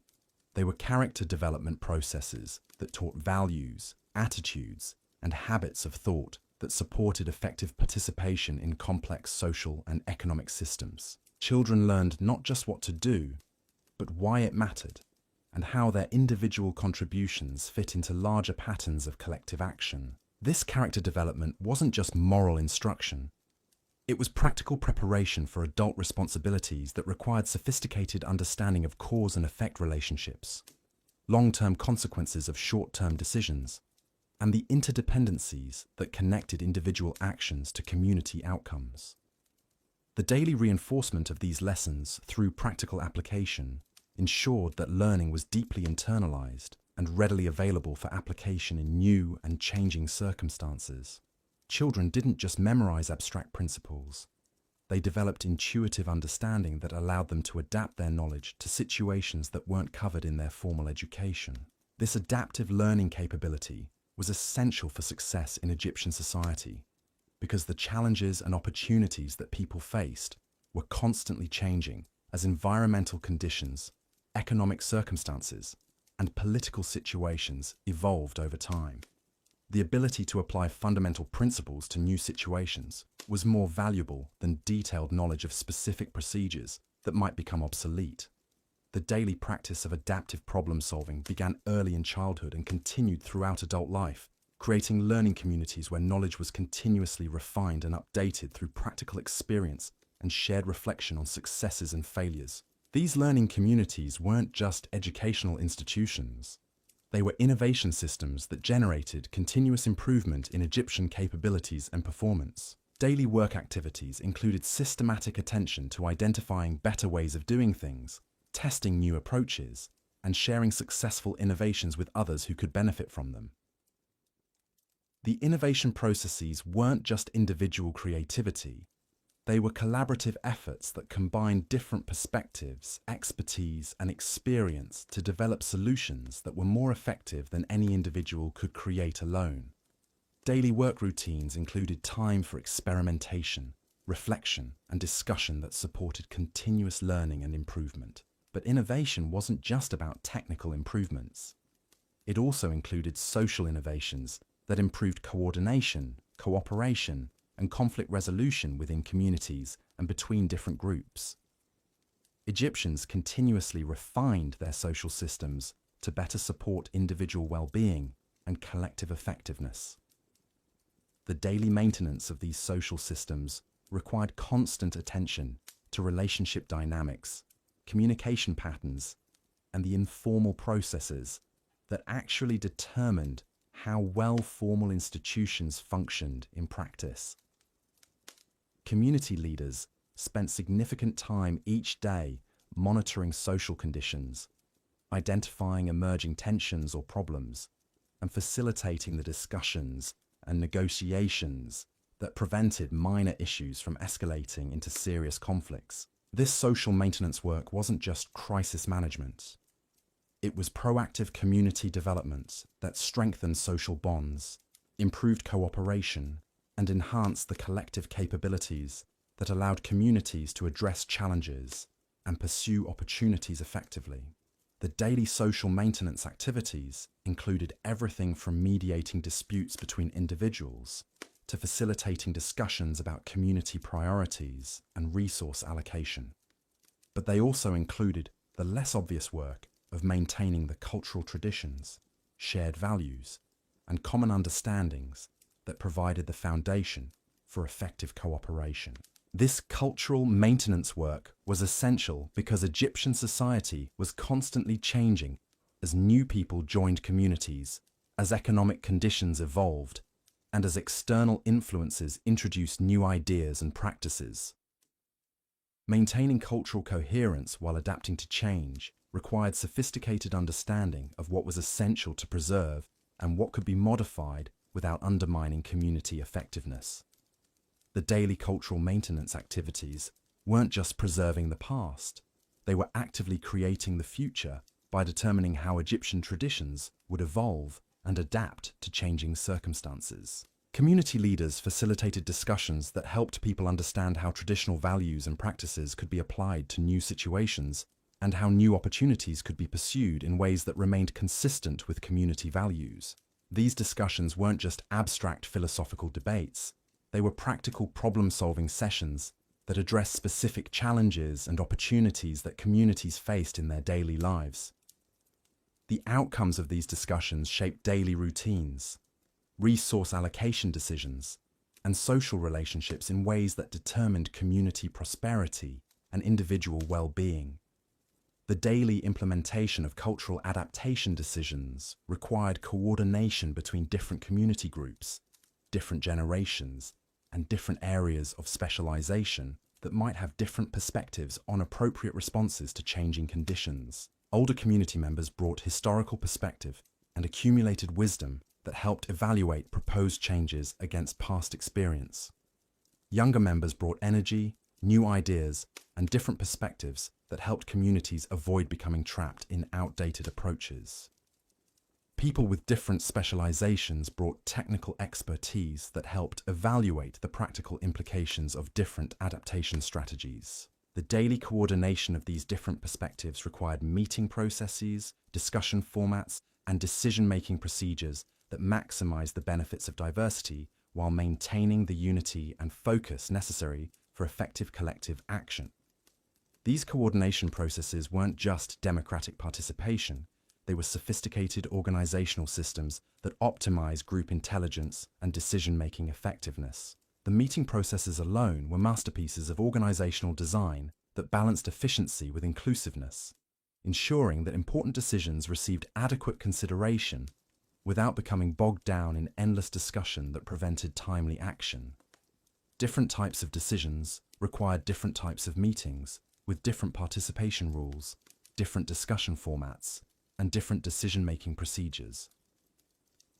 Routine operational decisions might be handled through quick consultations between directly affected parties, while strategic planning decisions might require extended community discussions that allowed for thorough exploration of alternatives and implications. Emergency decisions might bypass normal consultation processes, while including provisions for later review and adjustment based on broader community input. The daily management of these different decision-making processes required leadership skills that went far beyond simple authority or charisma. Effective community leaders understood how to facilitate productive discussions, how to help groups reach decisions that balance competing interests and values, and how to implement decisions in ways that maintained community support and cooperation. These leadership skills weren't just innate talents. They were learned capabilities that were developed through years of practice and mentoring by experienced leaders. The daily apprenticeship activities that prepared future leaders included not just observation of leadership techniques, but also hands-on practice with increasingly complex responsibilities that built the skills and confidence necessary for effective community leadership. The leadership development processes weren't just individual skill building. They were community investment activities that ensured continuity and quality in the leadership capabilities that were essential for long-term community success. Communities actively identified and developed leadership potential in their members, providing opportunities and support that helped talented individuals develop their capabilities, while also ensuring that leadership remained connected to community values and priorities. But leadership development wasn't just about preparing individuals for formal leadership positions. It was also about developing the distributed leadership capabilities that allowed communities to function effectively, even when formal leaders were unavailable, or when situations required rapid response that couldn't wait for centralized decision-making. The daily cultivation of distributed leadership capabilities created communities that were resilient, adaptable, and capable of addressing challenges and opportunities at multiple levels simultaneously. Every community member understood their role in collective decision-making and had the skills necessary to contribute effectively to community problem-solving and planning processes.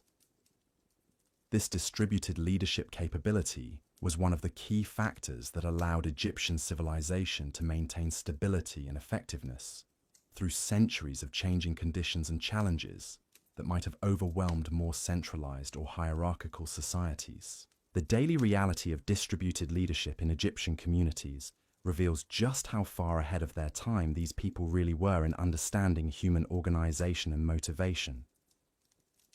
Every morning, as families began their routines, they weren't just following orders from some distant authority figure. Instead, they were making dozens of individual decisions that required them to balance personal needs with community welfare in ways that would challenge modern organizational theorists. Take something as simple as water management in a typical village. The community well wasn't just a shared resource that people used randomly whenever they felt like it. Instead, families had developed sophisticated scheduling systems that ensured everyone had access to clean water while also maintaining the well's long-term productivity and preventing conflicts that could tear the community apart. The daily water collection routines weren't imposed by some central authority issuing detailed regulations. Instead, they emerged from ongoing negotiations between families who understood that their individual water security depended on the collective management of this precious resource. Different families took responsibility for different aspects of well maintenance, from cleaning debris to repairing structural damage to monitoring water quality for signs of contamination. But here's what makes this truly remarkable. These responsibilities weren't assigned based on arbitrary authority relationships. Instead, they reflected each family's particular skills, resources, and circumstances in ways that maximize community benefit, while also ensuring that the burden of maintaining shared resources was distributed fairly among all users. The woman who understood stone construction techniques naturally took responsibility for maintaining the well's structural integrity. The family with the strongest young men handled the heavy lifting involved in major repairs. The household with the most flexible schedule took on daily monitoring responsibilities that required regular attention, but didn't demand specialized expertise. This organic division of labor created systems that were both efficient and sustainable, because they matched responsibilities with capabilities in ways that people could maintain over long periods without burning out, or becoming resentful of unfair treatment. The daily implementation of these systems required constant communication and adjustment, but it was communication that people engaged in willingly, because they understood its importance for their collective welfare. The water management example illustrates a pattern that appeared throughout Egyptian daily life: the integration of individual autonomy with collective responsibility in ways that supported both personal fulfillment and community prosperity. People weren't just following orders or pursuing purely selfish interests. Instead, they were participating in complex cooperative systems that required sophisticated understanding of how individual actions affected collective outcomes. This integration of individual and collective interests extended to every aspect of daily economic activity, creating market systems that were far more sophisticated than the simple barter economies that most people associate with ancient civilizations. Egyptian merchants didn't just exchange goods based on immediate supply and demand relationships. Instead, they participated in complex networks that connected local communities to regional, national, and international trade systems. The daily life of a merchant family reveals economic thinking that would impress modern business analysts. Their morning planning sessions didn't just consider what goods they had available for trade. Instead, they analyzed market conditions across multiple communities, evaluated seasonal trends that affected both supply and demand, and developed trading strategies that balanced immediate profit opportunities with long-term relationship building that would support sustained business success. But their economic analysis went far beyond simple profit maximization. They also considered how their trading decisions would affect their local community's economic health, their suppliers' ability to maintain production quality and reliability, and their customers' capacity to continue purchasing their goods over time. This wasn't just enlightened self-interest. It was sophisticated understanding of how economic systems actually function in practice. The record-keeping systems that supported these economic analyses were technological marvels that managed complex information without any of the computational tools we consider essential for business operations. Merchant families maintained detailed records of inventory levels, price fluctuations, customer preferences, supplier reliability, and seasonal patterns using papyrus documents, wooden tablets, and memory systems that could track hundreds of variables simultaneously. The daily maintenance of these record-keeping systems required mathematical skills that went far beyond simple arithmetic. Merchants had to calculate exchange rates between different types of goods, project future supply and demand based on current trends and historical patterns, and manage risk by diversifying their trading activities across different products, different markets, and different time horizons.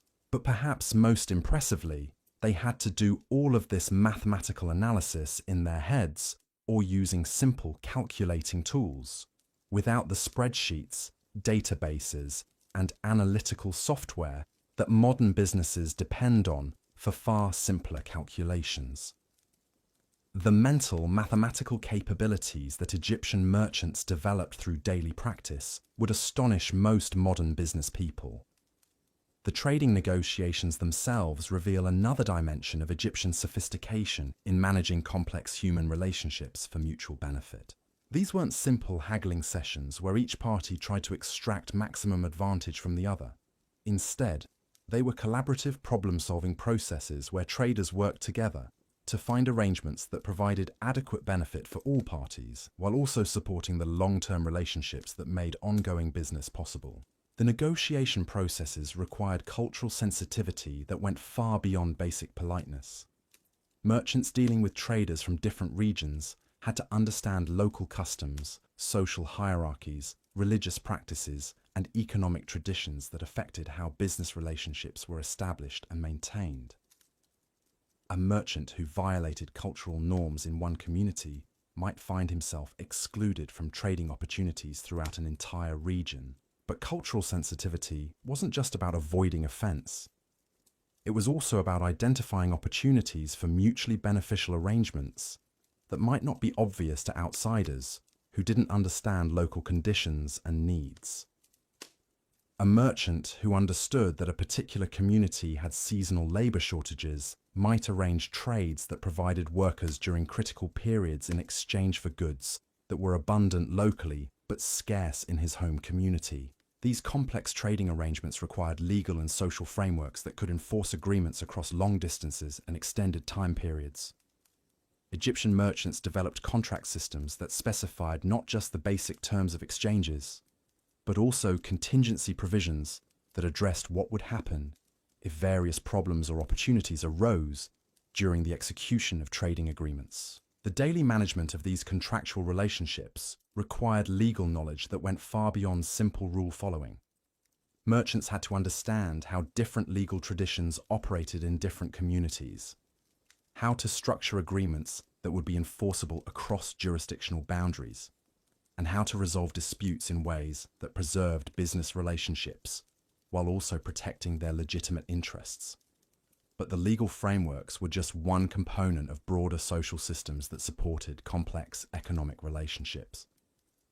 Egyptian trading networks were held together by reputation systems that tracked the reliability, honesty, and competence of individual traders across multiple communities and extended time periods. The daily maintenance of trading reputations required consistent performance that met or exceeded expectations, honest communication about problems and limitations, and fair treatment of trading partners even when circumstances might allow for taking advantage of others' difficulties or misunderstandings. A merchant's reputation was literally his most valuable asset because it determined his access to trading opportunities, credit arrangements, and the collaborative relationships that made complex business ventures possible.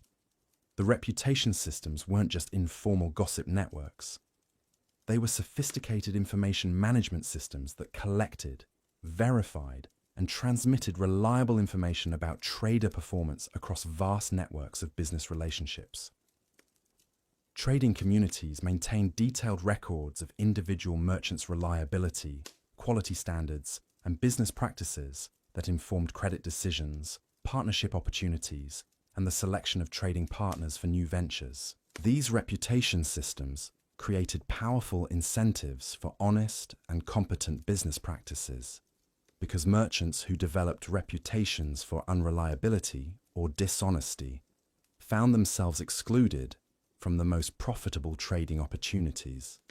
But they also provided support systems that helped merchants recover from mistakes or temporary difficulties, because communities understood that everyone's long-term prosperity depended on maintaining strong trading networks. The daily operation of these reputation systems required constant information gathering and evaluation by traders who had to assess the reliability of information they received about potential trading partners, monitor the performance of their current business relationships, and contribute accurate information about their own experiences that would help other traders make informed decisions. This information management work wasn't just business intelligence, it was community service that helped maintain the trust and cooperation that made complex trading networks possible. Merchants who provided accurate and timely information about market conditions, trading opportunities, and partner reliability were valued members of trading communities who gained access to better opportunities and more favorable terms in their own business activities. The collaborative aspects of Egyptian trading networks challenge modern assumptions about competition and cooperation in business relationships. While merchants certainly competed for customers and sought to maximize their own profits, they also understood that their individual success depended on the overall health and effectiveness of the trading systems in which they participated. This understanding led to business practices that balanced competitive advantage seeking with collaborative system building in ways that supported both individual success and collective prosperity. Merchants shared information that helped their competitors serve customers better, collaborated on infrastructure projects that benefited entire trading communities, and supported newcomers who might eventually become serious rivals. The daily implementation of these collaborative competitive practices required sophisticated judgment about when competition was appropriate and when cooperation served everyone's interests better. Merchants had to identify opportunities where collaborative action could create benefits that exceeded what any individual could achieve alone, while also maintaining the competitive pressures that drove innovation and efficiency improvements. The infrastructure projects that trading communities undertook collaboratively reveal another dimension of Egyptian organizational sophistication. These weren't just simple construction projects. They were complex engineering and management challenges that required coordination between multiple communities, different areas of technical expertise, and competing priorities for limited resources. Consider the daily management challenges involved in building and maintaining the road networks that connected Egyptian communities to regional and international trading routes. These projects required surveying and engineering expertise to design routes that were both practical and durable. They needed construction expertise to build roads that could handle heavy traffic in challenging environmental conditions. They demanded organizational capabilities to coordinate work activities across multiple communities and extended time periods. But perhaps most challenging, they required political and diplomatic skills to negotiate agreements between different communities about cost sharing, maintenance responsibilities, and usage rights that would ensure long-term sustainability of these critical infrastructure systems. The daily diplomatic work involved in maintaining these agreements required constant attention to changing circumstances, evolving needs, and the inevitable conflicts that arose when different communities had different priorities and constraints. The engineering solutions that Egyptians developed for their infrastructure challenges reveal technological sophistication that rivals many modern approaches. Their road construction techniques created surfaces that remained usable for decades, despite heavy traffic and extreme weather conditions. Their bridge designs handled seasonal flood variations, while maintaining structural integrity under heavy loads. Their port facilities managed complex logistics requirements while protecting vessels and cargo from environmental hazards. But the technological achievements were just one aspect of infrastructure systems that also required sophisticated management and maintenance capabilities. The daily operation of Egyptian ports involved coordinating the activities of merchants, boatmen, stevedores, customs officials, and security personnel in ways that maximized efficiency while maintaining safety and preventing conflicts between different user groups.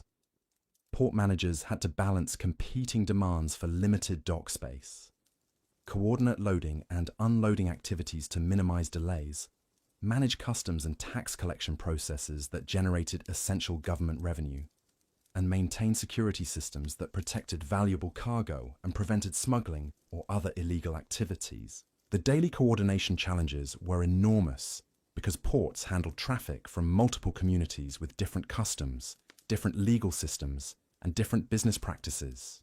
Port managers served as cultural translators who helped different groups understand each other's requirements and find mutually acceptable arrangements for sharing port facilities and services. But ports were just one component of transportation systems that included river navigation, overland routes, and the complex logistics networks that moved goods efficiently across vast distances. The daily management of these transportation systems required coordination between different types of transport specialists, different communities along transportation routes, and different government authorities responsible for maintaining security and collecting taxes. River navigation alone presented daily challenges that required extraordinary skill and knowledge. Boat captains had to understand seasonal variations in water levels, current patterns, and navigation hazards that changed constantly based on weather conditions, flood patterns, and human activities along the riverbanks. They needed detailed knowledge of docking facilities, customs requirements, and local regulations in dozens of communities along their routes. The daily navigation decisions required real-time assessment of multiple risk factors, from weather conditions that might affect travel safety to political situations that might affect port access or customs procedures. Boat captains served as mobile intelligence gatherers who collected and transmitted information about conditions throughout their travel networks, contributing to the information systems that helped other travelers and traders make informed decisions about their own activities. The cargo management responsibilities were equally complex because different types of goods required different handling, storage, and transportation techniques. Fragile items needed protection from vibration and impact. Perishable goods required temperature and humidity control. Valuable items needed security measures that prevented theft while also allowing for necessary inspections and transfers. But cargo management wasn't just about protecting goods during transport. It was also about coordinating complex logistics that ensured goods arrived at their destinations at the right time to meet customer needs and market conditions. This required understanding of production schedules, seasonal demand patterns, and the lead times necessary for different types of transportation and handling processes. The daily logistics coordination work required communication systems that could track cargo movements, coordinate transfers between different transportation modes, and provide advance notice to customers and trading partners about expected arrival times and any delays or problems that might affect delivery schedules. These communication challenges were particularly complex because they had to function across multiple communities with different languages, different communication systems, and different technical capabilities for receiving and transmitting messages. Transportation managers served as nodes in communication networks that connected producers, traders, and customers across vast distances and diverse cultural contexts. The cultural bridging work that transportation systems provided was just as important as their economic functions, because they facilitated the exchange of ideas, technologies, and cultural practices that enriched Egyptian civilization and connected it to broader networks of human knowledge and innovation. Travelers weren't just moving goods, they were also carrying information, techniques, and perspectives that contributed to continuous learning and adaptation throughout Egyptian society. The daily cultural exchange activities that occurred at transportation hubs created learning environments where people from different communities could observe different approaches to common challenges, share their own innovations and discoveries, and collaborate on solving problems that affected multiple communities. These informal learning networks were essential components of the innovation systems that kept Egyptian civilization adaptable and progressive. But cultural exchange wasn't just accidental byproduct of economic activity. It was deliberately cultivated through social institutions that encouraged interaction, learning, and collaboration between people from different backgrounds and communities. Egyptian communities developed hospitality traditions, cultural events, and meeting formats that maximized opportunities for productive cultural exchange while also maintaining social harmony and preventing conflicts between different groups. The daily management of these cultural institutions required social skills that went far beyond simple politeness or conflict avoidance. Community leaders had to understand how to facilitate productive interactions between people with different customs, values, and communication styles. They needed techniques for helping people find common ground, while also respecting and celebrating differences that enriched community life. The festival systems that brought together people from multiple communities reveal another dimension of Egyptian sophistication in managing complex social and cultural dynamics. These weren't just parties or religious observances.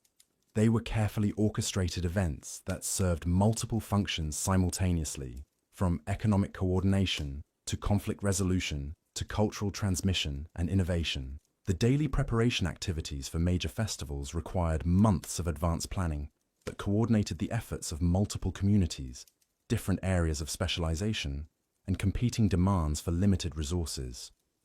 Festival organizers had to manage everything from food production and transportation to entertainment programming and security arrangements, all while ensuring that the events served their intended cultural and social functions. But festival organization wasn't just logistical management. It was also cultural curation that determined which traditions would be preserved and celebrated, which innovations would be introduced and tested, and which values and practices would be reinforced or modified through community participation in shared cultural experiences. The daily cultural curation work required deep understanding of community values and aspirations, sensitivity to changing social conditions and needs, and creativity in developing cultural expressions that remained connected to traditional foundations, while also addressing contemporary challenges and opportunities. Festival programming had to balance entertainment with education, tradition with innovation, and local identity with broader cultural connections.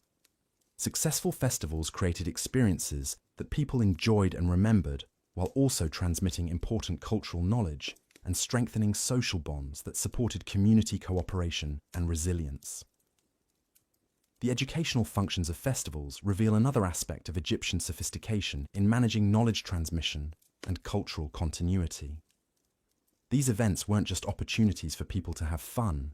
They were also intensive learning experiences that transmitted practical skills, cultural values, and social knowledge in ways that were both effective and enjoyable. Children learned about their cultural heritage through stories, songs, and dramatic performances that made abstract concepts concrete and memorable. They observed adult skills and responsibilities through festival activities that demonstrated proper techniques and social behaviors. They practiced their own developing capabilities through games, competitions, and performance opportunities that provided feedback and encouragement. But adult education was equally important because festivals provided opportunities for sharing innovations, discussing community challenges, and learning about developments in other communities that might be relevant to local needs and opportunities. Festival discussions and demonstrations served as continuing education systems that kept community members current with evolving best practices and emerging possibilities. The knowledge management systems that supported these educational functions were remarkably sophisticated, involving systematic collection, organization, and presentation of information that maximized learning effectiveness, while also ensuring accuracy and relevance. Festival educators weren't just entertainers. they were also researchers and analysts who studied community needs, gathered relevant information, and developed presentation methods that communicated effectively with diverse audiences. The daily research and preparation work required for effective festival education involved extensive consultation with community experts, systematic observation of successful practices in other communities, and creative development of teaching methods that engage participants while also transmitting essential knowledge and skills. But perhaps most remarkably, Egyptian festival systems created feedback mechanisms that allowed for continuous improvement and adaptation based on participant response and changing community needs. Festival organizers systematically evaluated the effectiveness of their educational programming, gathered suggestions for improvement, and modified their approaches to better serve their community's learning and development needs. These continuous improvement processes weren't just individual initiative, they were systematic community commitments to maintaining and enhancing the cultural institutions that supported collective learning and adaptation. Communities invested significant resources in developing and maintaining their festival systems because they understood their importance for long-term community success and individual fulfillment. The daily maintenance work required for these cultural institutions reveals another dimension of Egyptian understanding of what was necessary for creating and sustaining successful human communities. They recognized that cultural systems required the same careful attention and systematic maintenance as economic systems, political systems, and physical infrastructure. Cultural maintenance work included everything from preserving traditional knowledge and practices to adapting cultural institutions to changing circumstances and needs. Community leaders spent significant time each day monitoring the health and effectiveness of cultural systems, identifying emerging challenges or opportunities, and coordinating responses that maintained cultural vitality while also supporting community adaptation and growth. This cultural maintenance work wasn't just preserving the past. It was actively creating the future by determining how Egyptian traditions and values would evolve to address new challenges and opportunities while maintaining their essential character and effectiveness. As we continue to explore the incredible complexity and sophistication of ancient Egyptian daily life, we begin to understand that these weren't just people who happened to live a long time ago.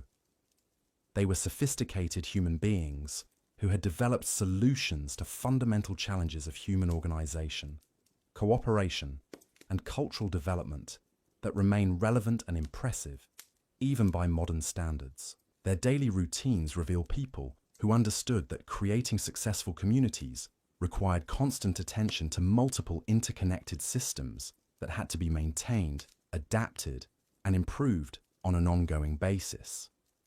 They developed organizational capabilities, cultural institutions, and social practices that supported both individual fulfillment and collective prosperity in ways that modern societies are still trying to achieve.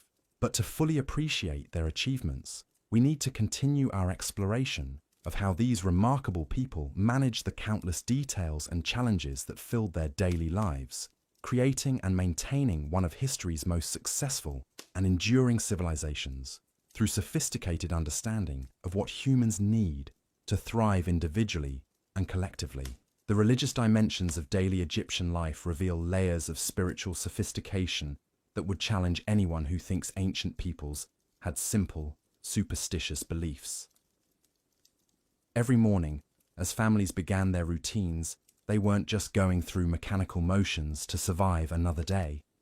Instead, they were participating in a complex spiritual ecosystem that integrated religious observance with practical activities in ways that provided both psychological support and community cohesion. Consider the morning offerings that began each day in Egyptian households. These weren't just quick prayers mumbled before rushing off to work.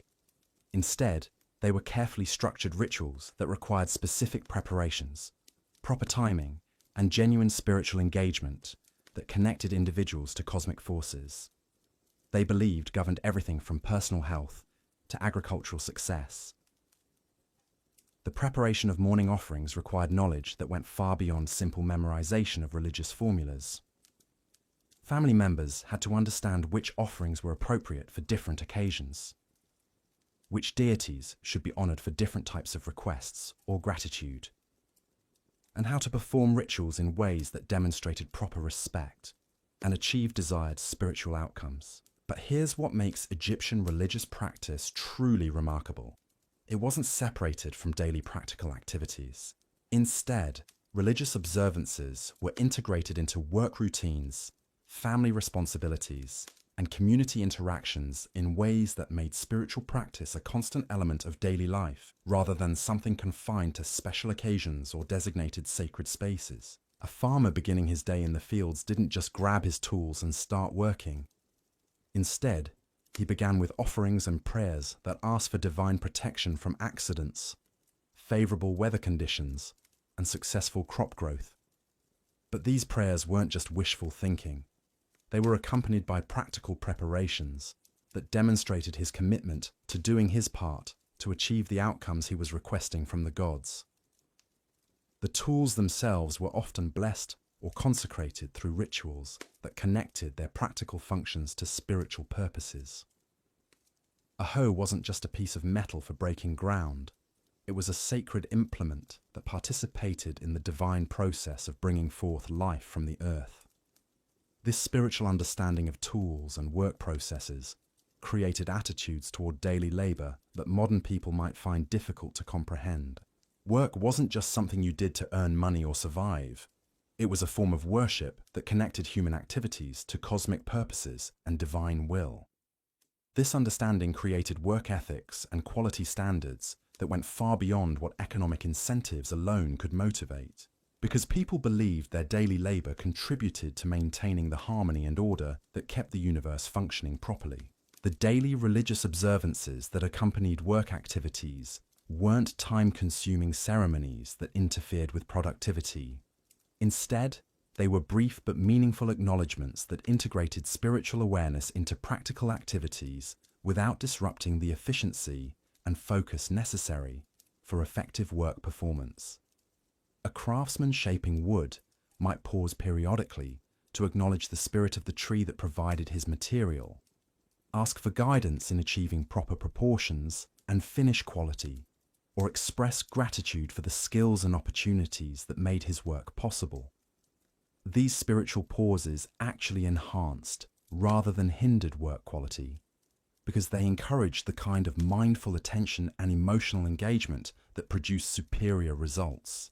The workshop environments themselves were designed to support both practical efficiency and spiritual practice. Many workshops included small shrines or sacred spaces where workers could make offerings, seek guidance, or express gratitude without leaving their work areas. These weren't elaborate temples. They were simple but meaningful spaces that acknowledged the spiritual dimensions of daily work activities. The spiritual practices that accompany different types of work reveal sophisticated understanding of how religious observance could support both individual well-being and collective effectiveness. Different crafts had different patron deities, different ritual requirements, and different spiritual practices that reflected the specific challenges and opportunities associated with different types of work. Metal workers, for example, worked with materials and processes that involved dramatic transformations that seemed almost magical to ancient peoples. The process of heating metal until it glowed, shaping it while hot and cooling it to create tools or decorative objects, required spiritual practices that acknowledged the mysterious forces involved in these transformations, while also asking for protection from the very real dangers of working with fire and molten metal. The daily spiritual practices of metalworkers included offerings to Ptah, the god of craftsmanship, but also to other deities associated with fire, transformation, and protection from harm. These practices weren't just insurance policies against accidents. They were also psychological preparation techniques that helped workers maintain the focus and confidence necessary for safe and effective work with dangerous materials and processes. Textile workers faced different spiritual challenges that required different types of religious support. Their work involved transforming raw plant or animal fibers into useful and beautiful fabrics through processes that required patience, skill, and attention to detail over extended periods.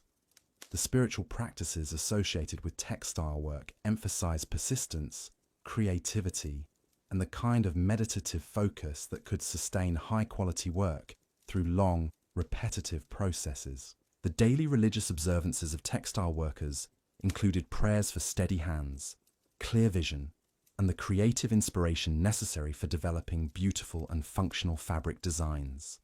But they also included gratitude practices that acknowledged the plants and animals that provided their raw materials, and requests for blessings on the people who would eventually use the fabrics they were creating.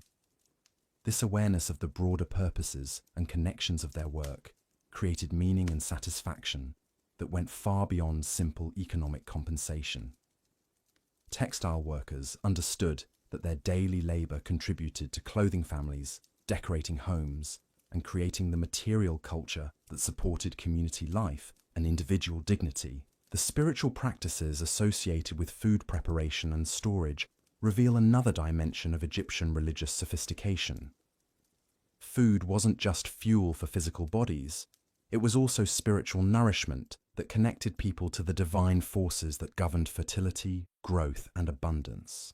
The daily activities involved in growing, preparing, and sharing food were opportunities for spiritual practice that acknowledged these divine connections, while also expressing gratitude for the sustenance that made life possible. Women who specialized in food preparation often began their daily work with prayers and offerings that asked for guidance in creating nourishing and delicious meals, protection from foodborne illnesses, and blessings on the families and communities who would share the food they prepared. These prayers weren't just routine formalities. They were genuine expressions of spiritual understanding about the sacred nature of feeding others. The cooking processes themselves incorporated spiritual practices that enhanced both food quality and spiritual significance. Certain ingredients were added with specific prayers or intentions. Cooking fires were lit with acknowledgement of the sacred nature of the transformative power of heat. Food storage involved rituals that asked for divine protection from spoilage and contamination. But perhaps most importantly, food sharing was understood as a spiritual practice that created and strengthened community bonds, while also honoring the divine generosity that made abundance possible. Family meals weren't just occasions for consuming nutrition.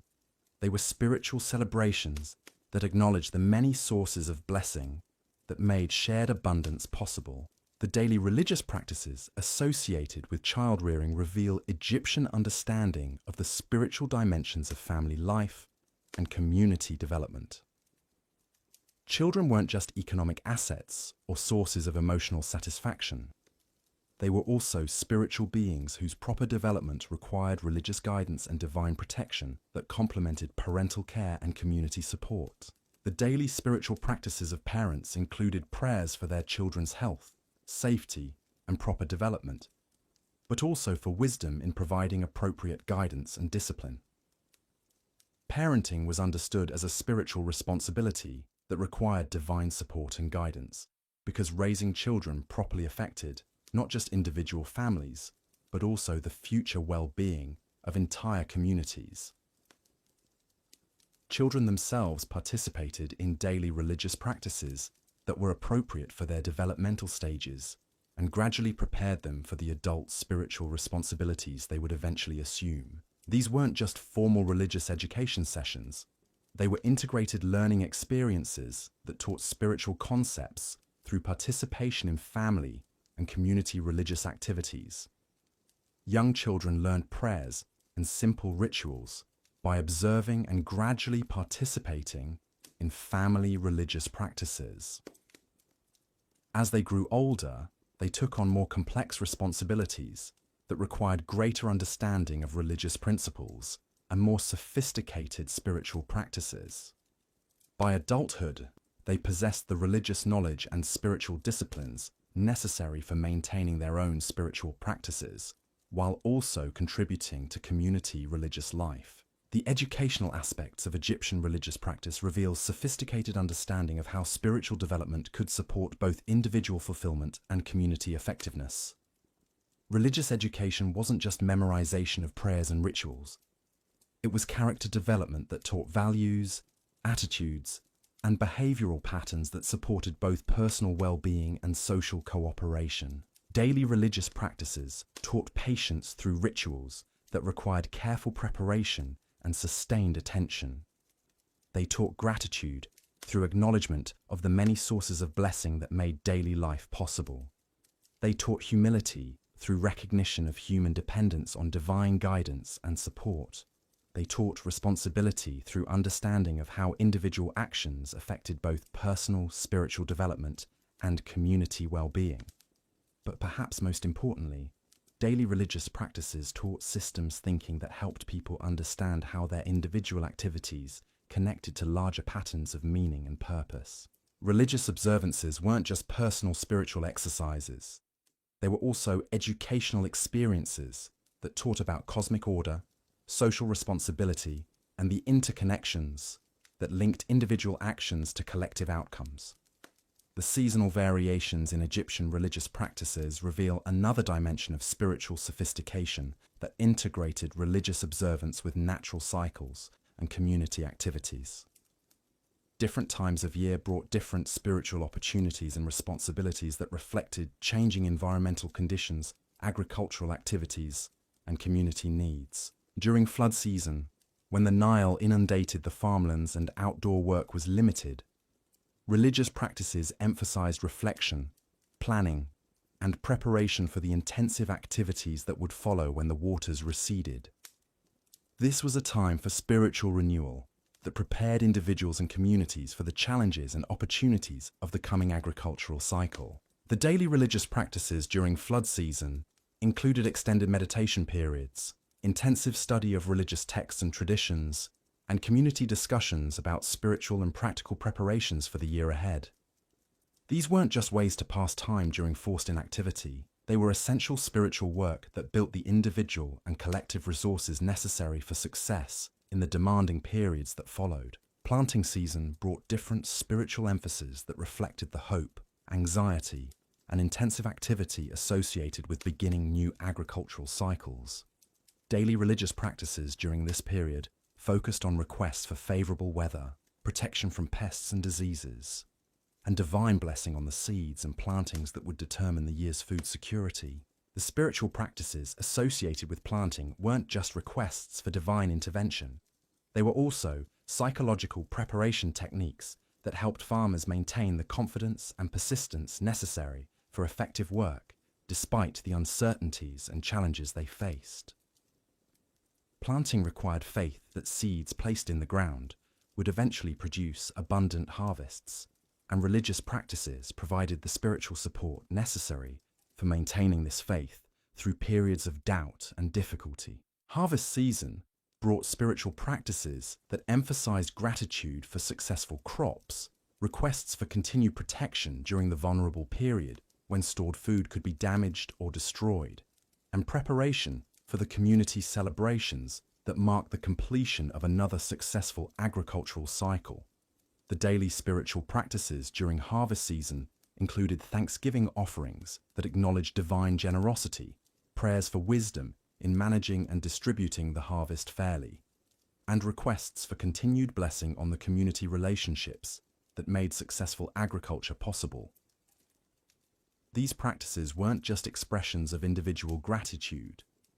They were also community-building activities that reinforced the social bonds and shared values that supported collective prosperity. The religious festivals that punctuated the Egyptian calendar reveal the most elaborate and sophisticated aspects of their spiritual practices. These weren't just enlarged versions of daily religious observances. They were complex community events that served multiple spiritual, social, and practical functions simultaneously. The daily preparation activities for major religious festivals required months of advanced planning that coordinated religious requirements with practical logistics in ways that ensured both spiritual authenticity and community participation.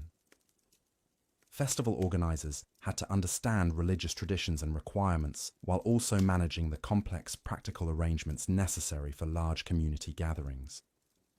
The spiritual preparation for festivals involved not just individual prayer and meditation, but also community discussions about the meanings and purposes of the celebrations, resolution of conflicts that might interfere with proper festival observance, and collective commitment to the spiritual disciplines and community cooperation necessary for successful celebrations. Festival activities themselves integrated religious ceremonies with community feasting, artistic performances, and social activities that strengthened community bonds, while also providing intense spiritual experiences that renewed individual and collective commitment to shared values and purposes. The artistic elements of religious festivals reveal another dimension of Egyptian spiritual sophistication. Music, dance, visual arts, and dramatic performances weren't just entertainment additions to religious ceremonies.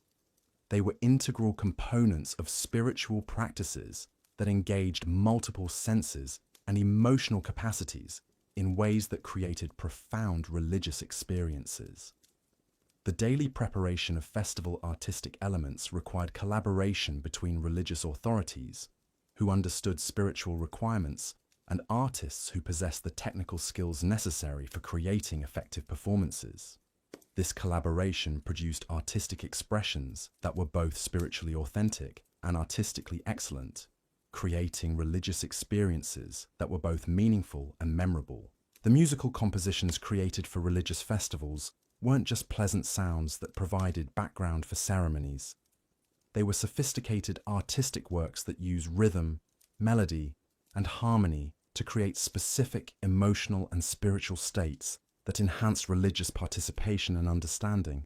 The daily practice sessions required for festival musical performances created learning communities where musicians developed both technical skills and spiritual understanding that allowed them to contribute effectively to community religious life. These practice sessions weren't just rehearsals for public performances. They were also spiritual disciplines that deepened participants' understanding of religious traditions and their personal commitment to community spiritual life. The dance traditions associated with religious festivals reveal similar integration of artistic excellence with spiritual authenticity. Egyptian religious dances weren't just physical movements that accompanied musical performances. They were embodied prayers that used physical expression to communicate spiritual concepts and create religious experiences that engage both performers and observers. The daily training required for religious dance performances involved not just physical conditioning and movement instruction, but also spiritual education that taught dancers about the religious meanings and purposes of their performances. Dancers had to understand the spiritual concepts they were expressing through movement and maintain the spiritual attitudes and intentions that made their performances authentic religious expressions rather than mere entertainment. The visual arts associated with religious festivals reveal another aspect of Egyptian spiritual sophistication. Paintings, sculptures, decorative objects, and architectural elements weren't just beautiful additions to religious spaces. They were spiritual technologies that used visual imagery to communicate religious concepts, create sacred atmospheres, and support spiritual practices. The daily work of creating religious art required artists who combined technical excellence with spiritual understanding in ways that produced works that were both artistically impressive and spiritually effective. Religious artists weren't just skilled craftsmen.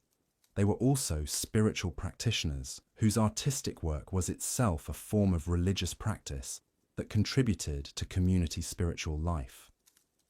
The creation process for religious artworks involved spiritual practices that blessed the materials, consecrated the tools, and maintained spiritual awareness throughout the production process. Artists understood that their work would be used for religious purposes and took responsibility for ensuring that their creations supported rather than hindered authentic spiritual experience. But perhaps most remarkably, Egyptian religious art wasn't just created by specialists for passive consumption by community members. Instead, community members often participated in creating religious artworks, learning artistic skills while also deepening their spiritual understanding and commitment. The daily community art-making activities associated with religious festivals created learning environments where people of all skill levels could contribute to community spiritual life while also developing their own artistic capabilities and spiritual understanding. These activities weren't just craft projects, they were spiritual practices that strengthened both individual development and community bonds. The religious education systems that supported these complex spiritual practices reveal Egyptian understanding of how spiritual knowledge and practices could be transmitted effectively across generations and social groups. Religious education wasn't just formal instruction provided by specialized religious authorities. It was integrated learning that occurred through participation in daily religious practices and community spiritual activities. Children learned religious concepts and practices through observation and gradual participation in family and community spiritual activities. They didn't just memorize prayers and rituals. They developed understanding of spiritual principles through practical application in daily life situations that made abstract concepts concrete and personally meaningful. Adult religious education continued throughout life through ongoing participation in community spiritual activities, personal study and reflection, and mentoring relationships with more experienced spiritual practitioners. Religious learning wasn't just preparation for adult responsibilities.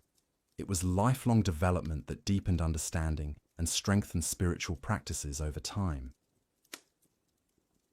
The daily religious education activities included not just formal instruction sessions, but also informal discussions, personal consultations, and collaborative study projects that allowed people to explore spiritual questions and develop understanding at their own pace and according to their particular interests and needs. The spiritual counseling and guidance systems that supported individual religious development reveal another dimension of Egyptian religious sophistication. Community. Religious leaders weren't just ceremonial figures who performed public rituals.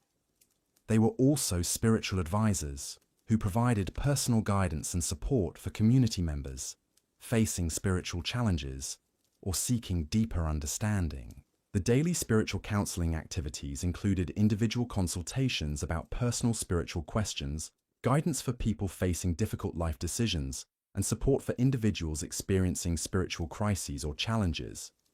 These counseling services weren't just emotional support. They were also educational opportunities that helped people develop better understanding of spiritual principles and more effective spiritual practices. The spiritual guidance provided wasn't just abstract advice. It included practical instruction in spiritual disciplines, personalized recommendations for spiritual practices that addressed individual needs and circumstances, and ongoing support for people working to develop stronger spiritual lives. But perhaps most importantly, Egyptian spiritual counseling emphasized empowerment rather than dependence, teaching people to develop their own spiritual understanding and practices, rather than relying entirely on external religious authorities for spiritual guidance and support. The integration of Egyptian religious practices with daily practical activities created spiritual lives that were both deeply meaningful and thoroughly practical. Religious observance wasn't something that interfered with daily responsibilities. It was something that enhanced and supported effective performance of daily activities, while also providing the spiritual nourishment and community connection that made daily life fulfilling and meaningful. This integration of spiritual and practical life created individuals who were both spiritually developed and practically competent, communities that were both religiously observant and economically productive, and a civilization that was both spiritually sophisticated and materially successful. The daily reality of Egyptian spiritual life reveals people who understood that human beings need more than just material security and physical comfort to thrive. They developed religious practices and spiritual communities that provided meaning, purpose, and transcendent connection, while also supporting the practical activities and social relationships that made successful daily life possible. Their approach to integrating spiritual and practical life offers insights that remain relevant for modern people, seeking to create lives that are both materially successful and spiritually fulfilling, both individually satisfying and socially beneficial. As we continue to explore the remarkable sophistication of ancient Egyptian daily life, we see that their spiritual practices weren't just add-ons to practical activities. They were integral components of comprehensive life systems that supported human flourishing at multiple levels simultaneously.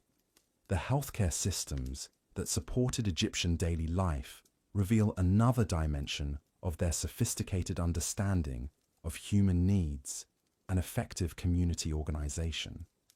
Egyptian approaches to health and healing integrated physical treatments with spiritual practices and social support in ways that addressed the multiple factors that affected individual and community well-being. Daily healthcare activities weren't just responses to illness and injury. They were proactive practices that maintained health and prevented problems through understanding of how diet, exercise, environment, and lifestyle affected physical and mental well-being. Egyptian families didn't just wait for health problems to develop. They engaged in daily practices that supported optimal health and identified potential problems before they became serious. The morning health routines that began each day included physical exercises that maintained strength and flexibility, dietary practices that provided balanced nutrition, and environmental modifications that protected against health hazards. But they also included spiritual practices that supported mental and emotional well-being and social activities that provided the community support that was essential for comprehensive health maintenance. Egyptian understanding of the connections between physical, mental, emotional, and spiritual health was remarkably sophisticated, reflecting holistic approaches to human well-being that modern medicine is only beginning to rediscover. They understood that effective healthcare required attention to all dimensions of human experience, rather than just treating isolated symptoms or conditions. The daily healthcare practices of Egyptian families included herbal preparations that provided both nutritional support and medical treatment, physical therapies that addressed musculoskeletal problems and maintained optimal function, and psychological supports that helped people cope with stress and maintain emotional balance. Women often specialized in healthcare knowledge and practices, maintaining herb gardens that provided medicinal plants, preparing therapeutic preparations that addressed common health problems, and providing healthcare services that supported family and community health. Their daily healthcare activities weren't just treating illness, they were maintaining comprehensive health systems that supported optimal well-being for everyone in their communities. The healthcare knowledge that women maintained and transmitted wasn't just folk wisdom passed down through generations. It was sophisticated understanding of human physiology, plant pharmacology, and therapeutic techniques that had been refined through centuries of careful observation and systematic experimentation. The daily healthcare activities included monitoring family and community members for early signs of health problems, preparing and administering therapeutic treatments, and providing the supportive care that helped people recover from illness and injury while maintaining their social connections and community roles. But Egyptian healthcare wasn't just individual family responsibility, it was also community activity that involved shared knowledge, collaborative treatment approaches, and collective support for people experiencing serious health challenges. Communities maintained healthcare resources and expertise that supplemented family capabilities, while also ensuring that everyone had access to the care they needed regardless of their individual circumstances. The daily community healthcare activities included sharing medicinal plants and therapeutic knowledge, providing collaborative care for people with serious health problems, and maintaining community health practices that prevented the spread of infectious diseases and addressed environmental health hazards. The healthcare practitioners who served Egyptian communities weren't just individual healers working in isolation. They were members of professional networks that shared knowledge, collaborated on difficult cases, and maintained standards of practice that ensured effective and safe healthcare delivery. The daily professional activities of healthcare practitioners included not just treating individual patients, but also maintaining and developing their knowledge and skills, collaborating with other practitioners to share expertise and resources, and contributing to community health education and prevention programs. The healthcare training systems that prepared new practitioners reveal Egyptian understanding of the complex knowledge and skills required for effective healthcare delivery. Healthcare education wasn't just apprenticeship in practical techniques. It was comprehensive education that included understanding of human anatomy and physiology, knowledge of therapeutic plants and preparations, and development of the diagnostic and treatment skills necessary for effective practice. The daily healthcare education activities included both formal instruction and practical experience that gradually prepared students for independent practice while also ensuring that they understood the ethical responsibilities and community obligations that came with healthcare expertise. But healthcare education didn't end with initial training. It continued throughout practitioners' careers through ongoing learning opportunities, collaborative case discussions, and systematic observation of treatment outcomes that supported continuous improvement in healthcare knowledge and practices. The daily professional development activities of healthcare practitioners included studying new therapeutic approaches, experimenting with improved treatment methods, and sharing their discoveries and innovations with other practitioners who could benefit from their experience and insights. The healthcare systems that supported Egyptian communities weren't just individual services. They were integrated networks that connected family healthcare practices with community resources and professional expertise in ways that provided comprehensive health support for everyone, regardless of their individual circumstances or capabilities. The daily operation of these healthcare networks required coordination between different types of healthcare providers, different communities with varying resources and needs, and different levels of healthcare expertise that ranged from basic family care to specialized professional treatment. The healthcare coordination activities included not just referral systems that connected patients with appropriate care providers, but also resource-sharing arrangements that ensured equitable access to healthcare supplies and expertise, and communication systems that transmitted healthcare knowledge and innovations across community and professional networks. The healthcare record-keeping systems that supported these networks were remarkably sophisticated, involving systematic documentation of treatment approaches, patient outcomes, and therapeutic innovations that supported both individual patient care and collective learning about effective healthcare practices. The daily healthcare documentation activities included not just individual patient records, but also systematic observation and recording of health patterns, treatment effectiveness, and community health conditions that informed both immediate care decisions and long-term healthcare planning and development. The preventive healthcare approaches that Egyptian communities developed reveal their sophisticated understanding of how environmental, social, and behavioral factors affected health outcomes. They didn't just treat health problems after they occurred. They actively worked to prevent problems through community-wide interventions that address the underlying causes of health challenges. The daily preventive healthcare activities included environmental health measures that protected water supplies, food safety practices that prevented foodborne illnesses, and community sanitation systems that reduced the spread of infectious diseases. But they also included social support systems that addressed the psychological and emotional factors that affected physical health. The community health education programs that supported preventive healthcare weren't just information-sharing sessions. They were comprehensive learning experiences that taught people how to maintain their own health, while also contributing to community health and well-being. The daily health education activities included both formal instruction and informal learning opportunities that helped people understand how their individual health practices affected both their personal well-being and the health of their families and communities. The mental health care approaches that Egyptians developed reveal their understanding of the psychological and emotional dimensions of human well-being.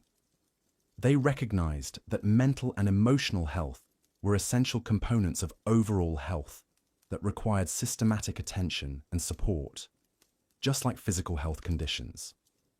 The daily mental health care practices included individual activities that supported emotional balance and psychological well-being, but also social activities that provided community support and connection that were essential for mental health maintenance. The community mental health care resources included counseling services that helped people address psychological challenges, social support systems that provided assistance during difficult life transitions, and cultural activities that promoted emotional expression and psychological healing.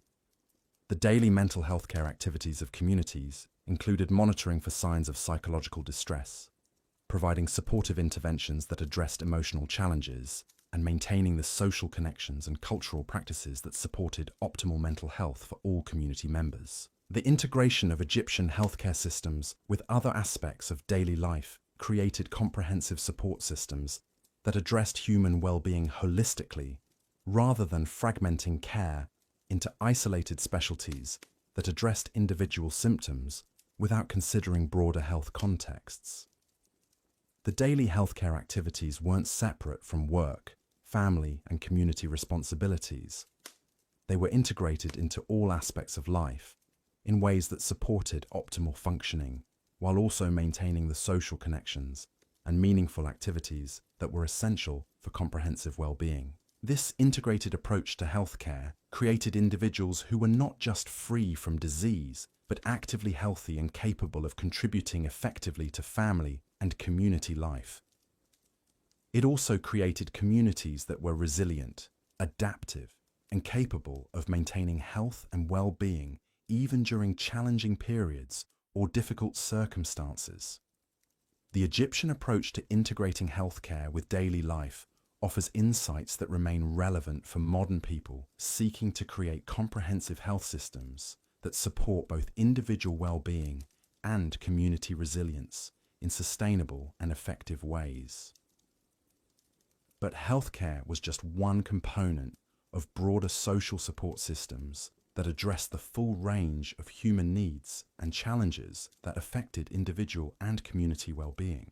Egyptian communities developed comprehensive social safety nets that provided assistance and support for people experiencing various types of difficulties, while also maintaining the social cohesion and mutual responsibility that made these support systems sustainable over long periods.